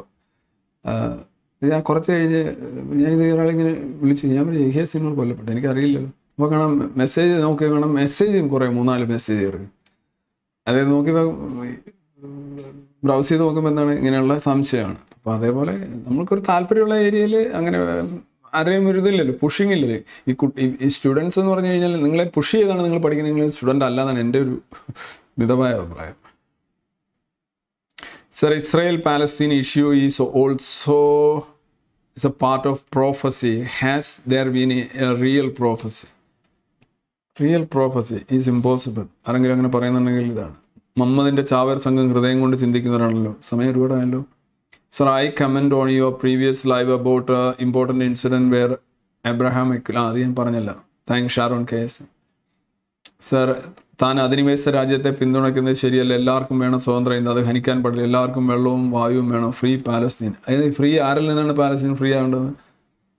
ഹമാസിൽ നിന്നല്ലേ? അത് നടന്നുകൊണ്ടിരിക്കുകയാണ്. അതേ കണക്കൊരു ഭീകര സംഘടന ഇല്ലെങ്കിൽ അവർക്ക് വെള്ളവും വെളിച്ചവും എല്ലാം കൊടുക്കുമല്ലോ. നിങ്ങൾ അവിടെ ഒരു രാജ്യത്തെ അധിനിവേശം പാടില്ല. അധിനിവേശമാണ് ഹമാസ് നടത്തിയത്. അധിനിവേശം ഹമാസ് നടത്തിയത് കൊണ്ടാണ് ഇസ്രായേലിന് റെസ്പോണ്ട് ചെയ്തത്. പിന്നെ പീസ് എന്താണ് പറയുന്നത്, സീസ് ഫയർ വേണമെന്ന്. ഒക്ടോബർ 6-ാം തീയതി നിലവിലിരുന്ന സംഗതിയാണ് സീസ് ഫയർ എന്ന് പറയുന്നത്. ഒക്ടോബർ 7-ാം തീയതിയും സീസ് ഫയർ ഉണ്ടായിരുന്നു. ആ സീസ് ഫയർ ബ്രേക്ക് ചെയ്യുന്ന ആരാണ്? ഹമാസ്. അധിനിവേശം നടത്തുന്ന ആരാണ്? ഹമാസാണ്. അപ്പോൾ പറയും ഹമാസ് കൊച്ചു ശക്തിയാണ്, അധിനിവേശം കുഞ്ഞാണ്. അല്ല, നടത്തിയ ഒരു രാജ്യത്തിൻ്റെ സോവറിറ്റി കടന്നുകൊണ്ട് ആ രാജ്യത്തെ ജനങ്ങൾക്ക് അവരുടെ ജീവനും സ്വത്തിനും എതിരെ ഇത്ര വന്യമായ, ഇത്രയും സാവേജറി, ഇതിന് സമാനതകളില്ലാത്ത ക്രൂരത നടത്തുമ്പോൾ അത് ശരിയാണ്. നിങ്ങൾ പറയുന്ന അഭിപ്രായങ്ങളെല്ലാം യോജിക്കുകയാണ്. അങ്ങനെ പാടില്ല. Interesting analysis. Thank you. Why Russia sold Alaska to USA? Do they regret selling? അത് ഈ പറഞ്ഞ എണ്ണയുടെ നിക്ഷേപം കണ്ടെത്തി എനിക്കൊന്ന് $75 ലക്ഷം കണ്ടായിരുന്നു. അതെങ്ങനെ ഇതിൻ്റെ റെട്രോസ്പെക്റ്റീവിൽ സംസാരിക്കുക, അങ്ങനെ അന്ന് അവർക്ക് അങ്ങനെയൊന്നും തോന്നിയിട്ടില്ല കേട്ടോ. എന്തായാലും അതൊരു വലിയ റിഗ്രഷൻ കേട്ടാൻ തോന്നിയില്ല. അല്ലാഹുവിൻ്റെ കാരുണ്യത്തിന് വേണ്ടി പ്രാർത്ഥിക്കൂ. ഓക്കെ. അക്യുപങ്ചറിനെ പറ്റി ഒരു വീഡിയോ ചെയ്തിട്ടുണ്ടോ? മുസ്ലിം കമ്മ്യൂണിറ്റിയുള്ളവരാണ് ഇത് കൂടുതലും പ്രാക്ടീസ് ചെയ്യുന്നത്. അക്യുപങ്ചറൊക്കെ ഫുൾ ഉടായ്പാണ് കേട്ടോ. മമ്മൻ്റെ കുറേ ചോദ്യങ്ങൾ എനിക്ക് വിടേണ്ടി വരുന്നു. ഈ യുദ്ധം മിഡിൽ ഈസ്റ്റിലെ ഇന്ത്യക്കാരെ ബാധിക്കുമോ? സാർ, അടുത്ത പ്രാവശ്യം ലിറ്റ്മസ് സൺഡേ വെക്കണം. സാറ് മരുന്നുമായി ബന്ധപ്പെട്ട ജോലി അതിനാൽ ലീവ് കിട്ടിയില്ല. അന്ന് മഹാനവമി ആയതിനാൽ വേറെ സ്റ്റാഫ് ലീവ് ആയത് കാരണം തീരെ ലീവ് കിട്ടിയില്ല. ലീവൊന്നും നോക്കണ്ട നിങ്ങൾ. എന്ത് ലീവ്? നിങ്ങൾ എന്തെങ്കിലും അസുഖമായി കഴിഞ്ഞാൽ ലീവ്. സോറി കേട്ടോ, ഞാൻ ലീവ് എടുത്ത് വരണം എന്നല്ല ഞാൻ പറയുന്നത്. കിട്ടാത്ത ലീവ് എടുത്ത് നിങ്ങൾ സാഹസമൊന്നും ചെയ്യണമെന്ന് ഞാൻ പറയുന്നില്ല. എന്നാലും നിങ്ങൾ അത്രയും നിങ്ങളുടെ ഒരു ദുഃഖം കണ്ടുകൊണ്ടാണ് കനകേന്ദ്രൻ KT. നിങ്ങളൊന്ന് അപേക്ഷിച്ച് നോക്കൂ, മുട്ടുവൻ തുറക്കപ്പെടും. നിങ്ങളെ ലിറ്റ്മസിനെ അവിടെ വെച്ച് കാണണം എന്നൊരു ഇത്രയുമൊക്കെ ബുദ്ധിമുട്ടുകൾ, ആഗ്രഹവും ബുദ്ധിമുട്ടുകളുമായിട്ടുള്ള ഒരു സംഘർഷമാണ് അവിടെ നടക്കുന്നത്. Anyway, I welcome you, I invite U. നിങ്ങൾക്ക് വരാൻ കഴിയട്ടെ എന്ന് ഞാൻ കരുതുന്നു. പക്ഷെ വന്നില്ലെങ്കിലും ഒരു വിഷയമില്ല. ഒന്ന് മഹാനവമി വെച്ചതാണ്. നമ്മൾ മഹാനവമി ആഘോഷിക്കുന്ന ലിറ്റ്മസ് വഴിയാണ്. റാത്ത് ഓഫ് ഗോഡ് 1972 സെക്കൻഡ് പാർട്ടാണ് ഇപ്പോൾ കാണുന്നത്. സിൻവർ യഹിയ ചത്തോ? എന്നിട്ടിപ്പോൾ എന്തായി പോയ? മാർക്സ് ഹെഗൽ ബെറു ആശയവേദയെക്കുറിച്ച് കൊണ്ട് പറയുന്നതിൽ കാര്യമുണ്ടോ? മാർക്സ് ഹെഗലിൻ്റെ തിരികൾ പലതും വക്രീകരിച്ചും തമ്പിൽ എന്ന് പറയുന്ന വസ്തുതയുണ്ടോ? ഉണ്ട്. ഹിയസൻ കൊല്ലപ്പെട്ടെന്ന് ഒരു കമ്പി വാർത്തയിൽ ഇതില്ല. ഇസ്രായേൽ കൺഫേം ചെയ്തിട്ടില്ല. സംഭവിച്ചില്ല എന്ന് പറയാൻ കഴിയില്ല. പക്ഷെ അതൊരു വാർത്തയല്ല, അതൊരു അഭ്യൂഹം മാത്രമാണ്. ഇസ്രായേൽ ഒരു രാജ്യമല്ല, ഏതെങ്കിലും മനസ്സിലാവും ഇസ്രായേൽ എന്നുള്ളത്. Okay, right. ഇപ്പോൾ എന്തായാലും നോക്കട്ടെ. ഓക്കെ, മുഹമ്മദ് ഉണ്ടായിട്ടുണ്ട്. കുറേ ചോദ്യങ്ങൾ. സിറിയ, ലെബനൻ അടങ്ങുന്ന പ്രദേശം അറിയപ്പെടുന്ന അൽ ഷാം എന്നാണ്. ഡമാസ്കസ് അറിയപ്പെടുന്ന ദിഷ്മിക് എന്നാണ്. ഇത് വേറെ ചർച്ചകളൊക്കെയാണ് ഇവിടെ നടക്കുന്നത്. ഭാര്യമാരെ കൂടാതെ വലങ്കൈ ഉടമപ്പെടുത്തിയ അടിമ സ്ത്രീകളെയും ലൈംഗിക ബന്ധം അനുവദിച്ചു. അവർക്ക് ഭർത്താക്കന്മാരുണ്ടെങ്കിലും. ഖുർആൻ 2:24. അടിപൊളി. ഇതൊക്കെ എന്താ ഇവിടെ വരാൻ കാര്യം? വെറും ദൂരയാത്രകളിൽ മൊത്ത വ്യഭിചാരവും ഹലാലാണ്. സ്ത്രീകളും ഗർഭിണികളും കുട്ടികളും അതാണല്ലോ മെയിൻ. ഇത് വേറെ എന്തൊക്കെയോ ഇന്റർ പാർട്ടി ഡിസ്കഷൻസ് ആണ് വരുന്നത്. പെൺകുട്ടികളെ എഴുത്ത് പഠിപ്പിച്ചാൽ അവർ പ്രേമലേഖനം എഴുതുമെന്ന് 26/6/1926 സമസ്തയുടെ പ്രമേയം പാസ്സാക്കിയിട്ടുണ്ട്. എന്താണ്? പെൺകുട്ടികളെ എഴുത്ത് പഠിപ്പിച്ചാൽ അവർ പ്രേമലേഖനം എഴുതുമെന്ന് 26/1926 സമസ്തയുടെ പ്രമേയം പാസ്സാക്കിയിട്ടുണ്ട്. 100% ശരീരത്ത് നടപ്പിലാക്കിയ അഫ്ഗാനിസ്ഥാനിൽ പെൺകുട്ടികളെ സ്കൂളിൽ വിടുന്നില്ല. 1926. ഇതൊക്കെ ഇയാളെങ്ങനെ അറിഞ്ഞു? എന്താണ്, സർക്കാസമാണോ? എനിക്കറിയത്തില്ല. ചിലപ്പോൾ പോട്ടെ. നാദാ ഹൂറികളും മദ്യവും ഇനി ആവശ്യമായി വരും. Israel Lebanon പിടിക്കുമോ? ഇസ്രായേൽ അങ്ങനെ ഒരു ടാർഗറ്റ് ഇല്ല. ലെബനൻ എന്തിനാണ് ഇസ്രായേൽ പിടിക്കുന്നത്? ഇസ്രായേലിനെ ഒരിക്കലും വേറൊരു രാജ്യം പിടിക്കേണ്ട അങ്ങനെ ഒരു രാജ്യം അല്ല. It's not imperial country to invade another country, land അവരെ അനക്സ് ചെയ്യുക, അങ്ങനെ ഒരു സംഗതി ഇല്ല. ഇസ്രായേലിന് കുറച്ച് സ്ഥലമോടൊക്കെ വേണം. ഇപ്പോൾ ഗോലാൻ ഹൈറ്റ്സ് ആണ് ഇസ്രായേലിൽ ഇരിക്കുന്നത്, ഒഫീഷ്യലായിട്ട് ഇരിക്കുന്നത്.